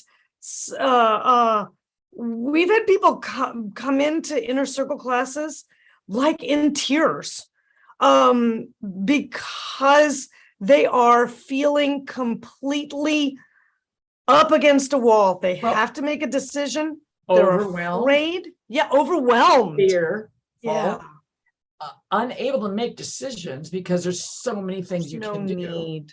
Not knowing what their style is or what they really like or what they really want. It goes on and on. It's yeah, thank you, Karen. Karen just said it can be really overwhelming without help. That's Yes. exactly why we decided to put this program together, because you just need guidance. You can do most of it yourself, and you have your Yes. contractors and Yes. subs, and you can do a lot of this. You don't need an expensive design firm to come and just sort of hand you the keys and say, come back in 6 months when I'm done. You can do this, but you just need someone to help you make these decisions, and that's what it does. I know this has sounded like a big elongated plug for the inner circle, but these are all inner circle questions that we get, and typically we don't answer them live on YouTube. We think that it's too involved and too long and maybe difficult to comprehend if it's not your project. You haven't been talking about it for a long time, but we thought today we would take a chance and do that. So I'm glad. I hope you guys are liking it. Did you guys like watching us go through a couple of inner circle type questions? If you did, give us a 1 in the chat, because that helps us know if we should do that again, and that makes sense for you guys to hear it. Because we know good. you guys are not enjoying. Well, Gail says you can't give us a 1. Of course, you're going to give us a 1. Thank you. Okay, I yeah. love it. And just don't answer. I don't want to make everyone answer no, but yeah, but it seems like you guys did like that. I love it. You think I know more than I know now. I don't know what's wrong. Well, you handle a lot of other I aspects handle of all the, everything else, but Yeah. Yeah, thank goodness. So, thank you no, guys. you know, Appreciate that so it's much. I am always astonished at how brave people are to take stuff on. I mean, it really is. Well, And no, it's no, a- no, you're astonished. Sorry, you're astonished because you understand the complexity. That's It's fine. like they just take it on because, oh yeah, I'm going to design my house. I'm going to redo my kitchen. But they don't understand that there's thousands of decisions that have to be made for it to look the way you want it to. Otherwise, your contractor's going to design it for you. Yes, Basically. that's exactly right. You know, and the Or the other thing kitchen too is guy. that it's sort of like, if you think of it this way, you guys, the YouTube channel got started because I wanted to tell people about how to do things. Okay.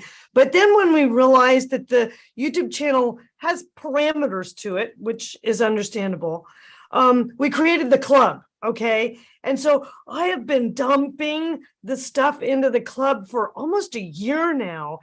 And I still haven't, I mean, the club has tons and tons of information in there.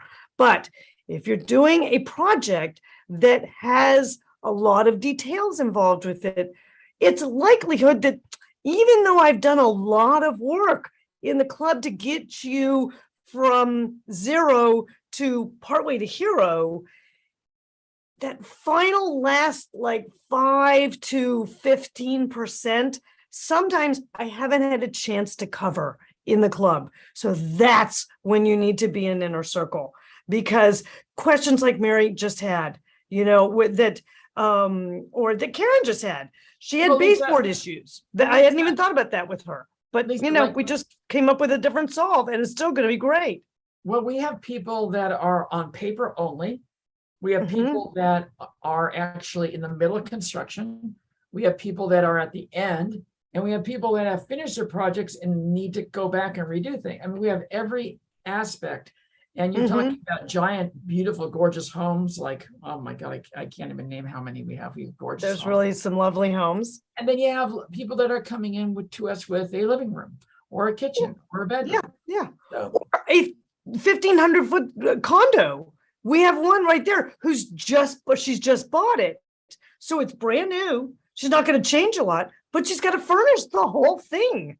And as you guys know, small spaces are way trickier than regular normal sized or even oversized spaces, because you have to think like you're on a ship in a small space. So if you have a small space, you are not outside the realm of getting extra help, because you really need to know about some of those sort of pro ideas around how to approach solutions in a way that does maybe double duty for small spaces. So yeah, the 1,500 square foot condo that is brand new, no construction going to happen on it, just all furnishings. So that's Lisa, happening in September.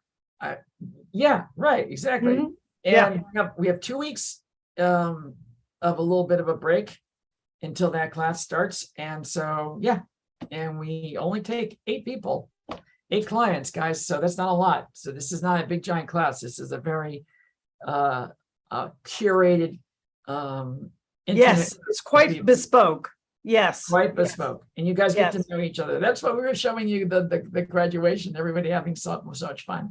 So let me ask you, we should actually go offline, but we do actually have a little bit more time today because of our schedule. So do you want to do any more questions, or are we good? Oh yeah, no, I have a couple more questions that I want to answer, because Okay, I think we'll this will help them and everybody listening. Well, So if everybody's good, I'm going to go for it. Okay. Yeah, there's still So- people with us.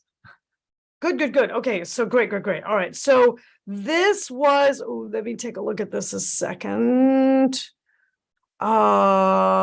Okay. All right, great. Okay. So Or something while we're waiting. here we go. I'm going to share screen, guys. So hang tight. Here we go. This is Sarah J. And Sarah had a question about mixing wood tones. Oh, I'm so glad you submitted this, Sarah, because there's a whole lot going on in your space that I want to chat with you about. And people have a lot of confusion about mixing metals and mixing wood tones.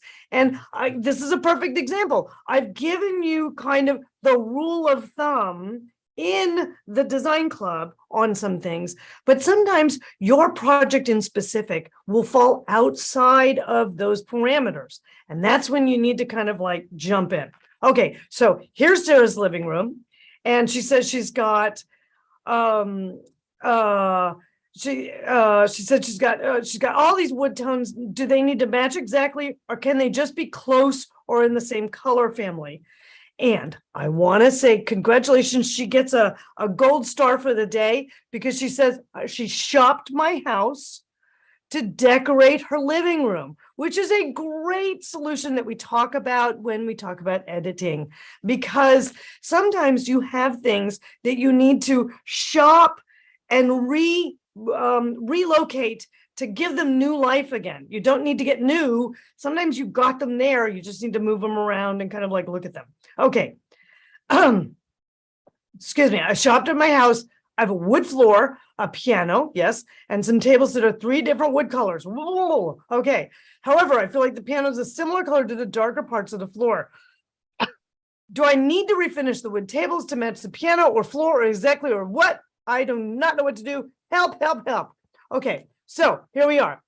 So yes, this gives us, this picture actually shows us a better problem, a better area of the problem, okay? Which is that the piano is definitely not the same color as the floor. Okay, so that's out. This table, super red. Okay, there's another shot of the piano that looks darker, but the reality of it is it's still, oh gosh, it's still a weird shade. So here's what I'm going to tell you. Let's go back to this room for a minute. When you're thinking about compositions of room, guys, and we talked about this earlier with Mary's Kitchen, is you're always thinking about the story of light, medium, and dark, okay? You have installed a medium value floor, which is fine.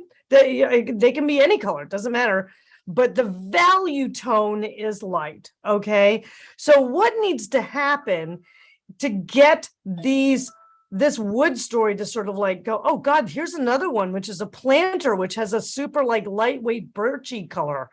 Oh my gosh. So here's what we need to do is we need to decide where you're going with this and go, here's where I would take you, is I would actually refinish this piano, okay? Because it's a nice piano, clearly you play, but it's sort of that meh, kind of chocolatey brown. It's not really winning any stories or grabbing any attention. And it's a rather lovely focal point, okay? So I would refinish that puppy much darker. I would take it almost to chocolate, or dare I say black.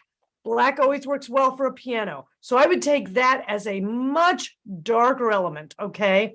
Then what you want to do is pop over to this little table and repeat that same dark color on this tabletop, because you've already got a black leg on this table, okay? So let's make that colorway on that tabletop almost a black as well, okay? So now you have 2 darker elements across the room from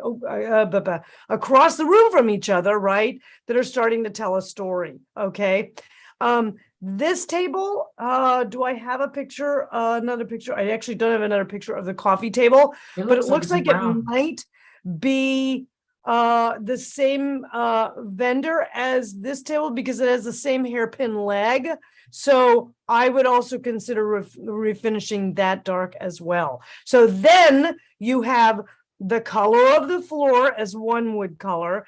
Then you have a second wood color that is as a dark statement here on the piano, then as 2 accents, same colors in these 2 other pieces. And then you can let this little birch guy here in the background just kind of float away. It's a plant stand. It's fine in the light birch, but tie this, and this together with a deeper tone.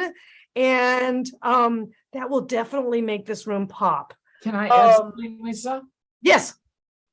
Well, because I actually play piano, I know a little bit about this, and I would highly suggest anybody who has a piano to make sure they have a carpet underneath.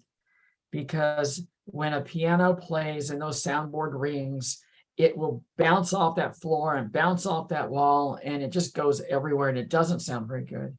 So a carpet under the piano. Now, I don't know if that would work design-wise for this, but I can tell you from a hearing perspective and from a, Well, sonic layout wise, perspective. we've got a little bit of an issue. I mean, if she was to relay out the room, although it doesn't look like she's planning on doing that. Very nice drapery window treatments, by the way, and a lovely wall color. You've done a lot of very nice things here, but the woods are kind of an easy trip up. So I totally understand completely. So that is really good, Sarah. And I hope you honestly will tell us or show us what you do with that in the before and afters of the club. All right, sweetie. All right, now I've got one more. Can I just roll through? There's another one here that really needs a little help. Yeah, just stop sharing on your. Okay, so let me stop sharing for a second. Okay, and let me see if this can be opened. Yes. Okay, great. All right, great. Okay. Are we ready? Good. Because I saw this earlier and I was like, oh, I want this to, oh, no. Okay. No, I did this wrong. Okay. Wait, so stop on that.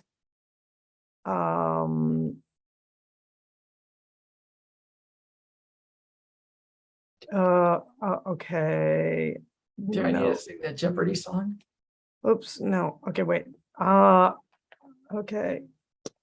Oh, here we go. Okay. Yes. All right. So share screen there. Okay. There we go. All right. Here we go, guys. So let's see. This is someone who is, oh, this is the detuscanizing. Okay. Yes. So her question really had to do with, she has a situation where she's trying to refresh her master bedroom from an old world kind of a Tuscan kind of vibe to make it look a little bit more eclectic, traditional look, starting with night bedstands. You know what? Stop all that. Let's talk about your palette, okay? Because right here, what's staying, okay, is her bed, which you can see here, and these two brown chairs. Now, what's happening up here, all right, is really where you want to kind of start, because this is a super kind of a traditional detailing. It's really sort of overwrought a bit. And what's happening is all of this painting out in different colors, it's way competing with other pieces that you are keeping, like this major bed, okay, which is major chocolate brown. And how about this armoire that she's also keeping, that's existing. So what you need to do is you definitely need to think about your palette as coming around completely to something much more neutral. This yellow is a little bit too Tuscan, and this white is too kind of classic, like federal traditional. So that whole solution, so what I would suggest is that you completely repaint this whole ceiling and all of this one color. Pick a fabulous neutral. Now, normally I would say Swiss coffee, but I might be I might be accused of being a little biased. But I do like Swiss coffee, Benjamin Moore's Swiss coffee, but you don't have to go that light if you don't want to, okay? But if you're trying to detuscanize, you've got to get the yellow bits out of that room. And what you've shown me in this picture here is that you're kind of bringing in the idea of maybe like a sea foam or something like that, but not on the walls. You want to get those walls to a lighter whiter. I actually like the color of this carpet. Maybe you could find a paint color that sort of feels like this lovely sort of warm white. I realize I'm looking at it in sunlight, and so that might not be the exact color. But what that will do is, oh my gosh, that will bring me such relief in this room, because there's so much going on up here that I do not know what kind of story you're trying to tell down here. Now, the second element that I would consider doing is, if you're keeping the beds, you at minimum need to do new linens, because this chocolate on chocolate story, that is super Tuscan, and that has to go, that has to change up. In fact, I'd consider changing out this upholstered panel and the headboard to like a something sort of tasteful, kind of a linen, maybe a buckwheat, sort of a neutral, maybe something softer like that, because this dark wood with heavy brown leather, oh my gosh, you can't shift that feel. Okay, that feel feels too heavy and strong and masculine and super kind of Tuscan. Okay, so already, if I can imagine this room with lighter, softer walls, less yellow, and something kind of linen-y, sort of maybe a white on white bed, that could be very pretty too. Keep the wood, it's fine. You don't need to refinish it. You've got this gilding here that kind of feels like, you know, that, but this bed does not relate to this piece in any way. So one of the two has to shift. This starts to be a little bit lighter, so you could begin to kind of like work off of this. We'll talk about the nightstands in a minute. This was something else. I'm not quite sure I understand what I'm looking at here. Maybe this was a color for a nightstand or something along those lines, which wouldn't be a bad idea, but you first have to establish your overall body palette.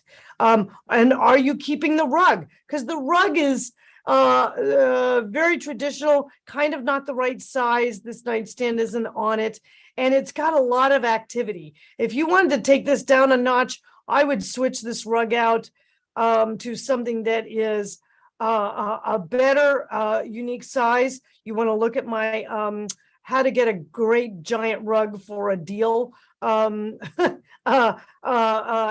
in the video in the and there's also something in the library. Gaia, if you can post that, that would be great. And so here's what you're changing out. You're changing out palette. You're changing out overall color schemes for this. Okay, we're working with the beds. Those two chairs over here that are staying, those definitely need to either lighten up somehow or something, because they are super heavy and dark, and they're going to feel really masculine and dark in the room once you're done with the overall palette change. So here's the next thing. Then you can go to nightstands, okay? Because you have established your palette story, and then you can look at a nightstand solution. So I wouldn't buy anything at the moment. I would change the palette first and then go to a nightstand. I can say this: I do not like this nightstand next to this bed. They are completely different styles. What you need to do is think about something, yeah,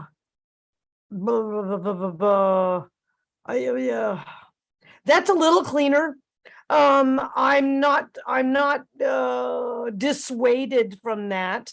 I would definitely not buy that unless it was a return policy, and I would see if I could get a color first, because never buying furniture online without seeing a sample is not advisable, because it just costs a lot in shipping costs. I definitely do not like this nightstand, because it's a weird hybrid between mid-century modern angle and neoclassic style reeded columns. So that guy's out, especially next to this guy. I want for you something super quiet and simple. Think about maybe a cube or something that is super plain. This is about as plain as you've shown me. This could work next to that bed, but only if you replace all of these linens and this heavy leather ideal over there to something. That's the way I'm thinking of. Maybe you go linen, because if you go with like a little bit of a sea green as an accent tone, not the walls, as an accent tone, I don't know if that is or not, it could be. It starts to speak to the greenish element that's here. And this is a focal point that cannot be ignored. If you're keeping this, yes, I agree. The nightstand scale needs to be chunkier, for sure, because that bed is heavy as heck. Look at all of that. That is a massive bed. And this is teensy weensy. And that's because this bed is sort of Italian, Italianate. All right. And this piece is kind of a small scale neoclassic. Now, I know why you're going that way, because you don't want to go bigger, because you're running into your window. But the reality of it is you could buy a cubed detail that's heavier and more important, that is a more neutral tone without the legs. Because the legs fight this in a big way. That's why I want almost a cube for you. So I want you to think about something a little bit more contemporary for that. But first, get your palette right. And if you want to go ahead and submit it again into Q&A, I'll be happy to help you out with that one. I would love to see how this evolves, because it's quite a beautiful room to start with. It's a different flavor than you're looking to take it to now, but that doesn't mean it doesn't have really gorgeous bones. So stick with me on this one, Sarah. Great. So Lisa, we have some news. Oh, what's going on? Well, Amrita from Inner Circle donated $20 to the One Tree Foundation. Thank you, Amrita. And you know, guys, we've been running the fundraiser, and we just think that every dollar we can raise for these guys is good. And so far, that's been the focus. And so I haven't taken it down. So it keeps building, and we're over $1,000, but I don't know exactly. What? Wait, what? When did we hit $1,000? I don't know, like recently, but I thought we were like at 820 or something. No, you always don't know. Oh my gosh. Okay. Anyway. Guys, oh, heart. I love you guys. I love you guys. Thank you so much. Thank you so much for donating to One Tree Planted. Every dollar that you donate actually equates to a planted, nurtured, existing new tree. That is astounding. That is so astounding. We love these guys. And they're part of the YouTube group that sanctions things. So we're so they've checked everybody out. They are amazing. We love them. And with all the fires going on everywhere, we figured that the least we can do is plant trees. So that is fantastic. And thank you, Amrita. You get the heart and the gold star. Wait. Oh, wait. Amrita gets one of these. There we go. Amrita gets a designer squeal of approval for donating. Thank you so much, you guys. Every dollar makes a difference. I so appreciate that.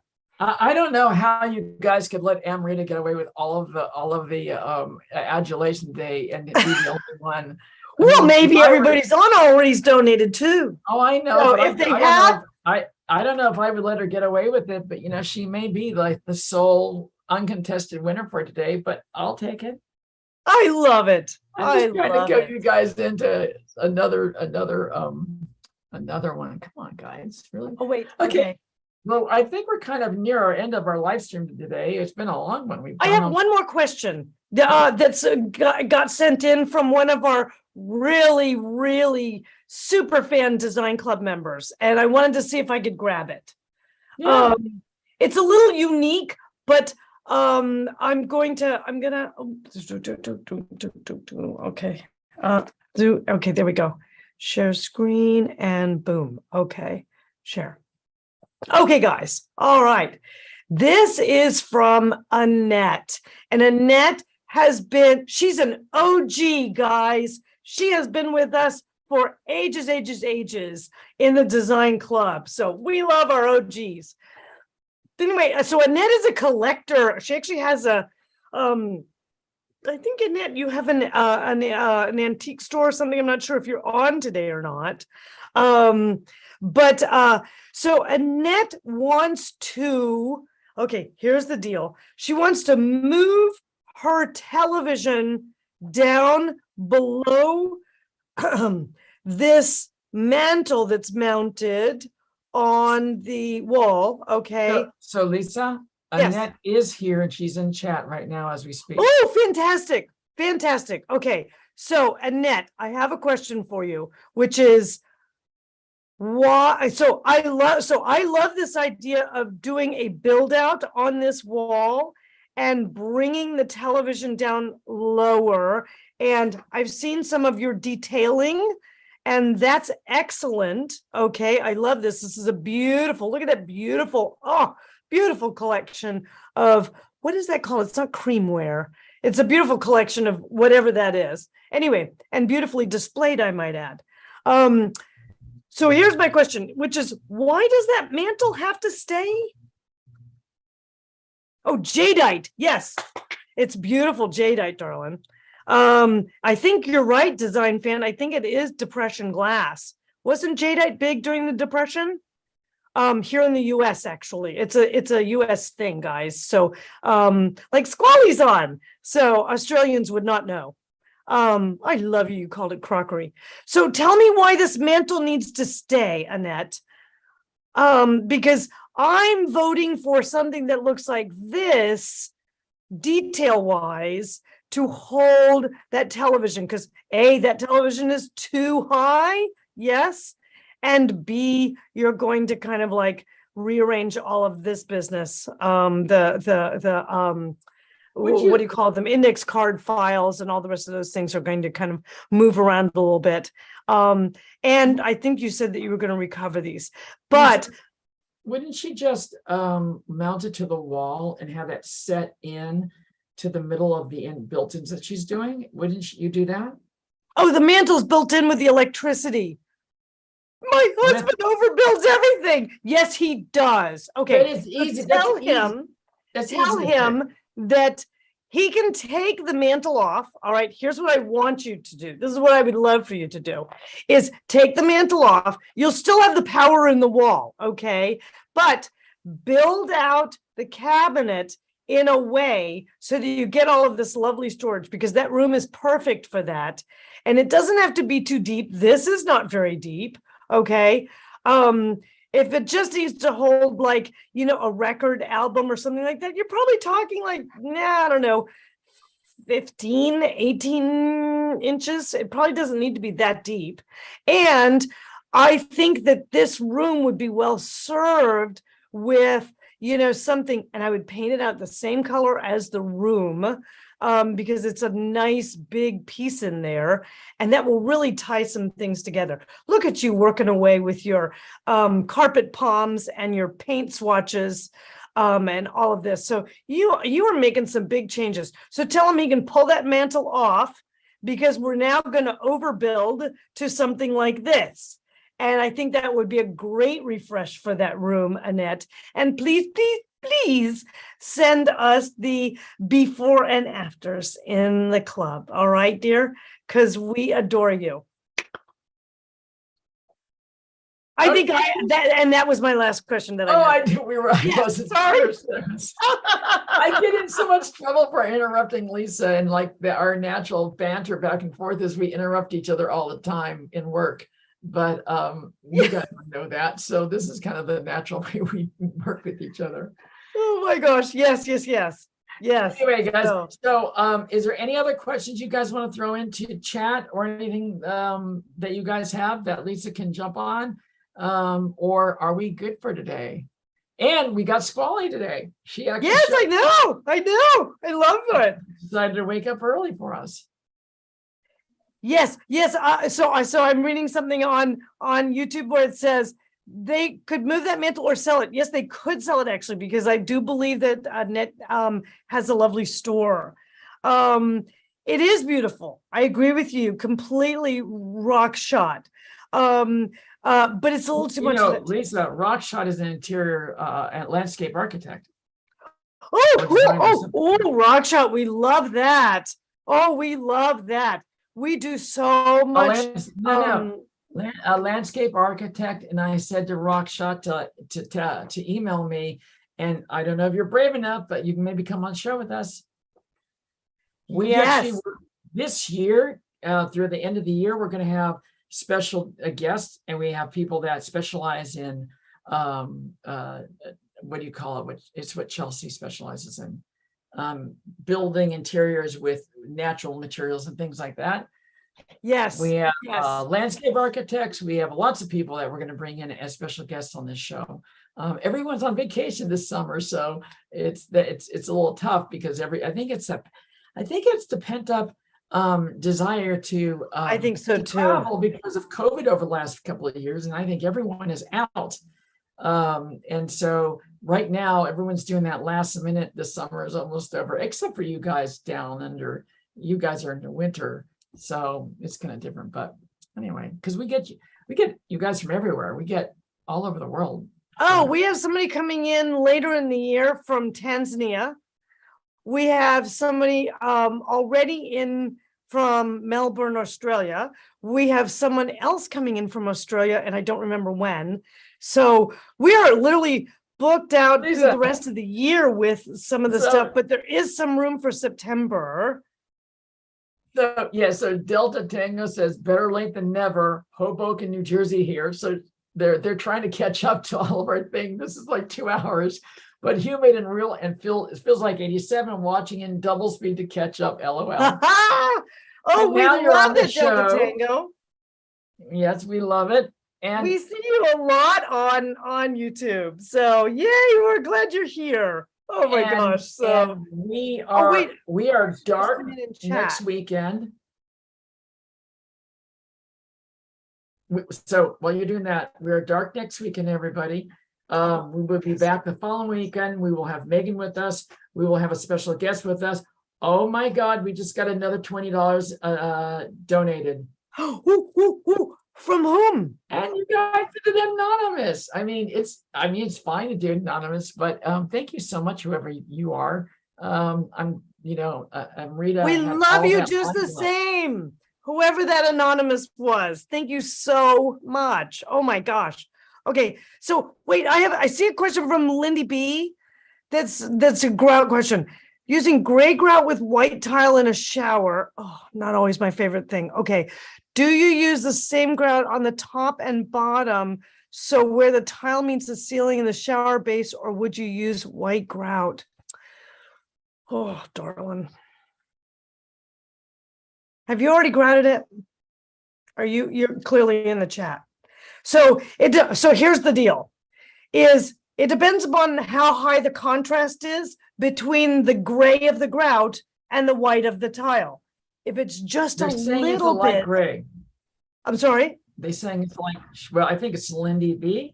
Yes, it's a light gray grout. It's a light gray grout. Okay, so it's very light, and I'm assuming the white tile has a little bit of a note to that. So it's blending softly. Then you do the same thing on the top and the bottom.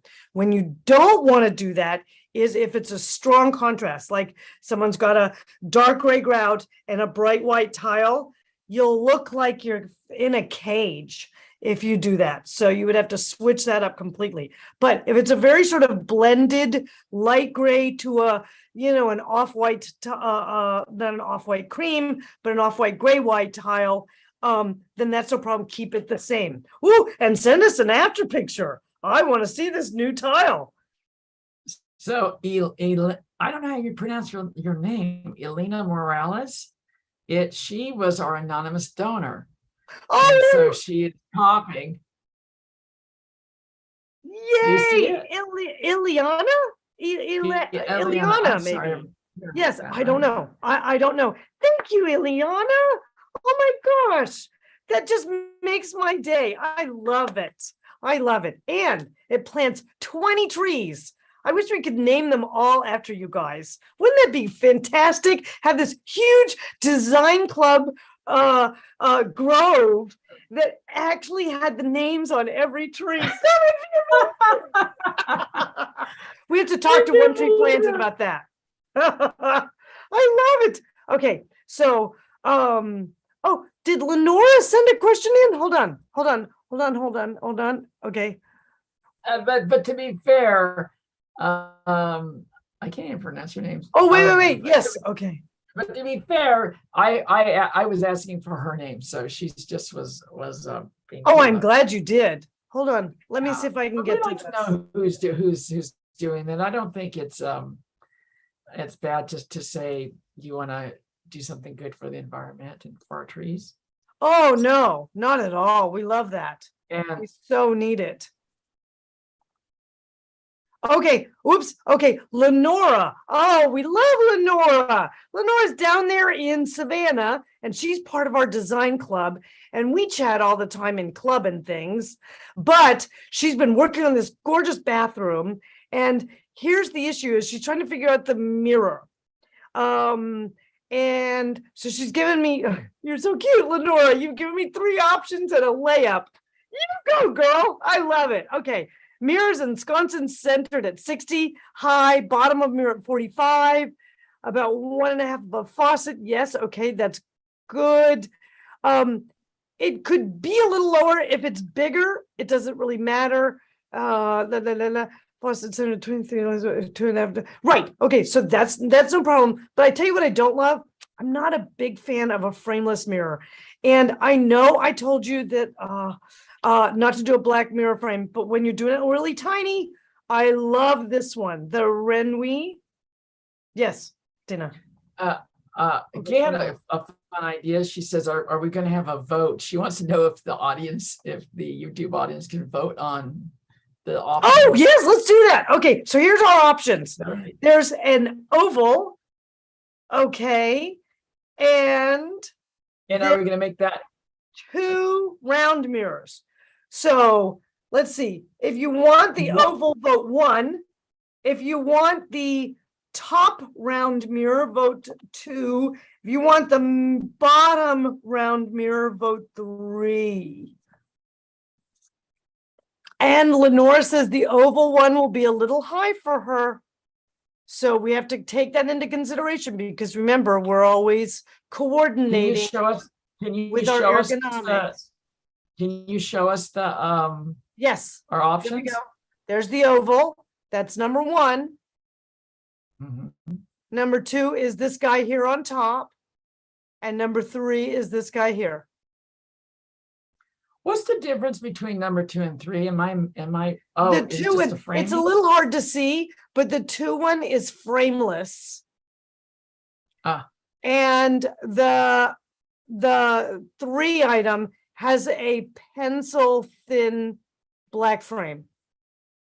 Now, I know what I already would pick, but that's partly because Lenore and I have been working through this bathroom a little bit in the club. Why don't you tell us what you think? Because we can go back and chat and look at it. I see what I think is. I would have, if I didn't have enough time, guys, I would have done this in a poll and we could have actually done this properly. But yeah, so we're just kind of getting a feel for it. But I see a lot of 3s. Yes, you are right, kids. That is exactly right. I would go with 3, Lenora, because you know what I didn't want you to do is overwhelm the bathroom with black elements. But what you found with this mirror is perfect. I don't really like frameless because it doesn't quite complete the statement, especially when you have these nice, snappy little sconces, which I love, by the way, on either side. It looks a little bit like, I kind of didn't think too hard about it. This one looks perfect for you. Absolutely perfect for you. The oval is fine, but you said it doesn't fit for you. And I don't kind of like how the oval and the faucet meet, because the faucet is a perfect half circle and the oval is not, right? It would be a different loop at the bottom. So winner chicken dinner on number 3. Everybody voted number 3. Yay! You get the heart and the star. I need some sort of star. Dana, find some sort of fun graphic for that. Okay, great, great. So, all right, good, you guys. Thank you, Lenore, for sending that in too. Oh my gosh, keep me posted. I so want to see these bathrooms when you are done. So, yay. All right, darling. Does it matter that I don't say what rated? Oh, good question. Actually, not really. To be honest, in the guest bathroom, you're okay. If it's a primary bathroom and you're showering daily and all the rest of that, it probably won't last as long. But if it's a guest bathroom or a powder, don't even worry about it. So, You know, we should do, Lisa, you know, you've heard about crowdfunding, right? yes, yes. Where you go out and someone puts out something and everybody Yes. votes on it or pays for whatever you're doing. I think we should do design by crowd. We should just take design, raise up and have the group choose for you. Oh, And then oh, that becomes Annette, your I answer. know, I know. Yes, we should do that, Dana. Oh my gosh, convincing my husband, the overbuilder, to take out the mail is not a fun conversation. I know it's not going to be fun, but you're going to get a way Come on. better result, and tell him I said so. If you need backup, I said so. So, but yes, tell him he's got all kinds of new fun things to build with that new cabinet. Okay, that's really gonna rock his clock. Okay, so What's a shamoozle, Squally? Oh, it'll be a shamoozle. Oh, she means when we have everybody voting on it. yes, it would be a shamoozle. You're right. Design by Shambles, yes, it committee would be. honestly never works. I've done that because, you know, I've worked for a lot of hotels, and with hotel projects, you work both with the operations company as well as the owner. Okay. And so the operations company sends out like what they call PIP program stuff, which involves standards. That's for big require. brands. Right. That's brand, And then big the brand. owner wants other things. And so they don't it's wanna pay like for this, it. it's like this crazy puzzle. So So the owners never want to pay for it. The brand guys want it for their things, and the designers just want to slap all of them. yes, we do. Tell them We to do. shut up and let us do our job. That's right. And honestly, great design hotels make a huge difference and sell more rooms. So there you go. Oh, it's pretty should be cells, baby. nice. Pretty cells. It is absolutely true. It's true for houses too. If you're selling your house and it isn't, you know, and you've been living in it for 20 years and you haven't done anything with it, it's going to take longer to sell it than if you fluff it a little bit, because people All right, people guys. understand that, you know. All right. So So Anyway, we're on now for I think 2.5 we should go, hours. right? 12:30. Yeah, but I want What? to tell everybody, can Squally and in Zoom, and well, we all know, but put in so the next inner circle that we are actually building towards starts on the 11th. If you have to miss one, it's not a big deal, guys. People miss one or two all the time, and we just film it like yes. normal and they get the questions answered. If you have questions about it, send it to me, Dana at lisaholt.com, and you'll see it in the chats, both on the Gable, put that in there, I'm sure, right, Cam? And yeah, and Scully just put it up there. So send it to me, and that way you'll know you'll get something from me today, probably. So okay, Lisa's reading the chats. I am. It's funny. Petite people I know. unite. We love you guys. Yes. So We are love you really- guys. Oh my God. I so look forward to these Sunday morning events. Oh my gosh. You never know what's going to get thrown our way. I got to tell you. Yeah. So. And also, and we really, you see how much we need Megan in the mix. She really is the glue that keeps us. Oh, I know, isn't that amazing? I know. yeah, yeah. But you know, she's allowed to have a Together. personal life. You're On welcome, occasion. Karen. We miss Maggie, but she has a life. Yes, she does. It's true. We It's tell true. Maggie that her life is really to be a supermodel. That's what she should be doing. I think she did model or something, She's didn't she? almost too smart for She's, that. she's a beautiful, beautiful woman, I have to say. But yeah, no, I think she modeled at some point or something like that. I have no idea. Anyway, Did but she? She's she is a master rock star when it designer. comes to furniture. And maybe we do a whole segment where we just do Maggie as a furniture guide. Oh, because guys, she rocks furnishing. Well, we're gonna do a design festival. This could be in February, I think. And in the design festival, we're gonna have different experts in different fields, and like we will have different breakout rooms. So you guys will pay like a really modest amount. You'll be able to be let in for the 2 days of solid guests and people, and we'll have a variety of rooms with different specialists talking about whatever they want to talk about. So I mentioned this Oh, once that's before, right. but What do we think of I that don't for know. February? it feels like it's a February kind of thing. Yeah, and I can Yes. kind of put it together. Oh, that'll be great. That'll be a great fun. Oh my gosh, gonna have all kinds of crazy. Anyway, The guys. sustainable Q&A is coming up at the Week next after next. Q&A. Yes. For those of you who are not no. members of Design Club, you might want to jump in and get on it. We're still running a special, right? Anybody out there? Yeah, and it's a really good special, and you can get in really, really inexpensively for the year. I would do Yes. it. Yes. And you have it. And if you become a member of Inner Circle, you get Design Club for free. So even if you become a member of Design Club, we just go and we just pause your membership for a full year. Oh, Did that's you know right. I that? forget to talk about that. That's true. Well, here's the reason. Here's the reason about it. We use Design Club for all the resources that it is, and it becomes a really like a third leg to the stool of what we do in Inner Circle. So if you're in Inner Circle and we're sending you in Design Club, you got to be a member of that, and we don't want to like have you become a member of both if you're in one. So we just throw that in. Yes. So I say join the Design Club anyway, and if you become a member of the Inner Circle, we just pause you once you start, and then you don't pay for that year. And we're Yeah. still doing that. We will probably not be doing that next year, but do the next end of the year. So we have we have 3 more courses. We have a September one that starts on September 11th, one that starts October 1st, and one that starts on November 6th, and then we're done for the whole year until January.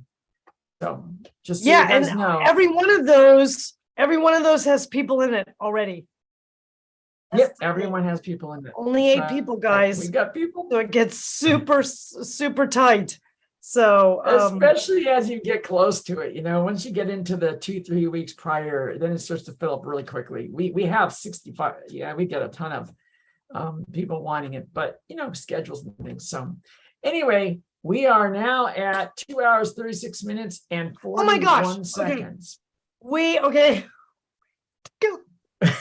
All right.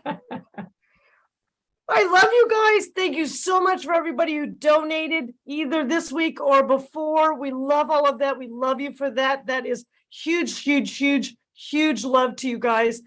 Here's another love that we send out to all of you guys, just that come on Sundays and ask us questions. It just means the world to me to be able to help you out with your problems and your questions. I love that. You have no idea how much it makes me happy. Just ask my husband, who's not going to come on. But I got to tell you, he's always like, you're always in a better mood when you're going to be on YouTube. I'm like, yes, it's true. Because there's so many wonderful people out there. All right, you guys, we love you. And we will not see you next week. We will see you the following week. Is that correct, Dana? That's correct. And we'll have Chelsea Cisneros. Chelsea Cisneros. Yeah. Yay! Chelsea's coming on, and she has been specializing in design and sustainable. And she's going to talk to us about all those kinds of things that you can do. And that's really appropriate. Maybe we'll make sure that we have this fundraiser on for that one too. Oh, wait. Let me ask you this. Is Chelsea coming on the 11th or is she coming on the 18th? 18th. Oh, okay. So clarify, guys, sustainable design 18th, not the 11th. I said the 11th. I was wrong. Okay. Yay. I love Chelsea's great. She's great because not only is she a super gal about sustainability, but she used to be my design assistant. So We love She used Chelsea. to she worked in our offices for That's quite a right. few That's right. Chelsea's fantastic. So good. All right. Love to you all. All right, guys. Take Love care. you guys.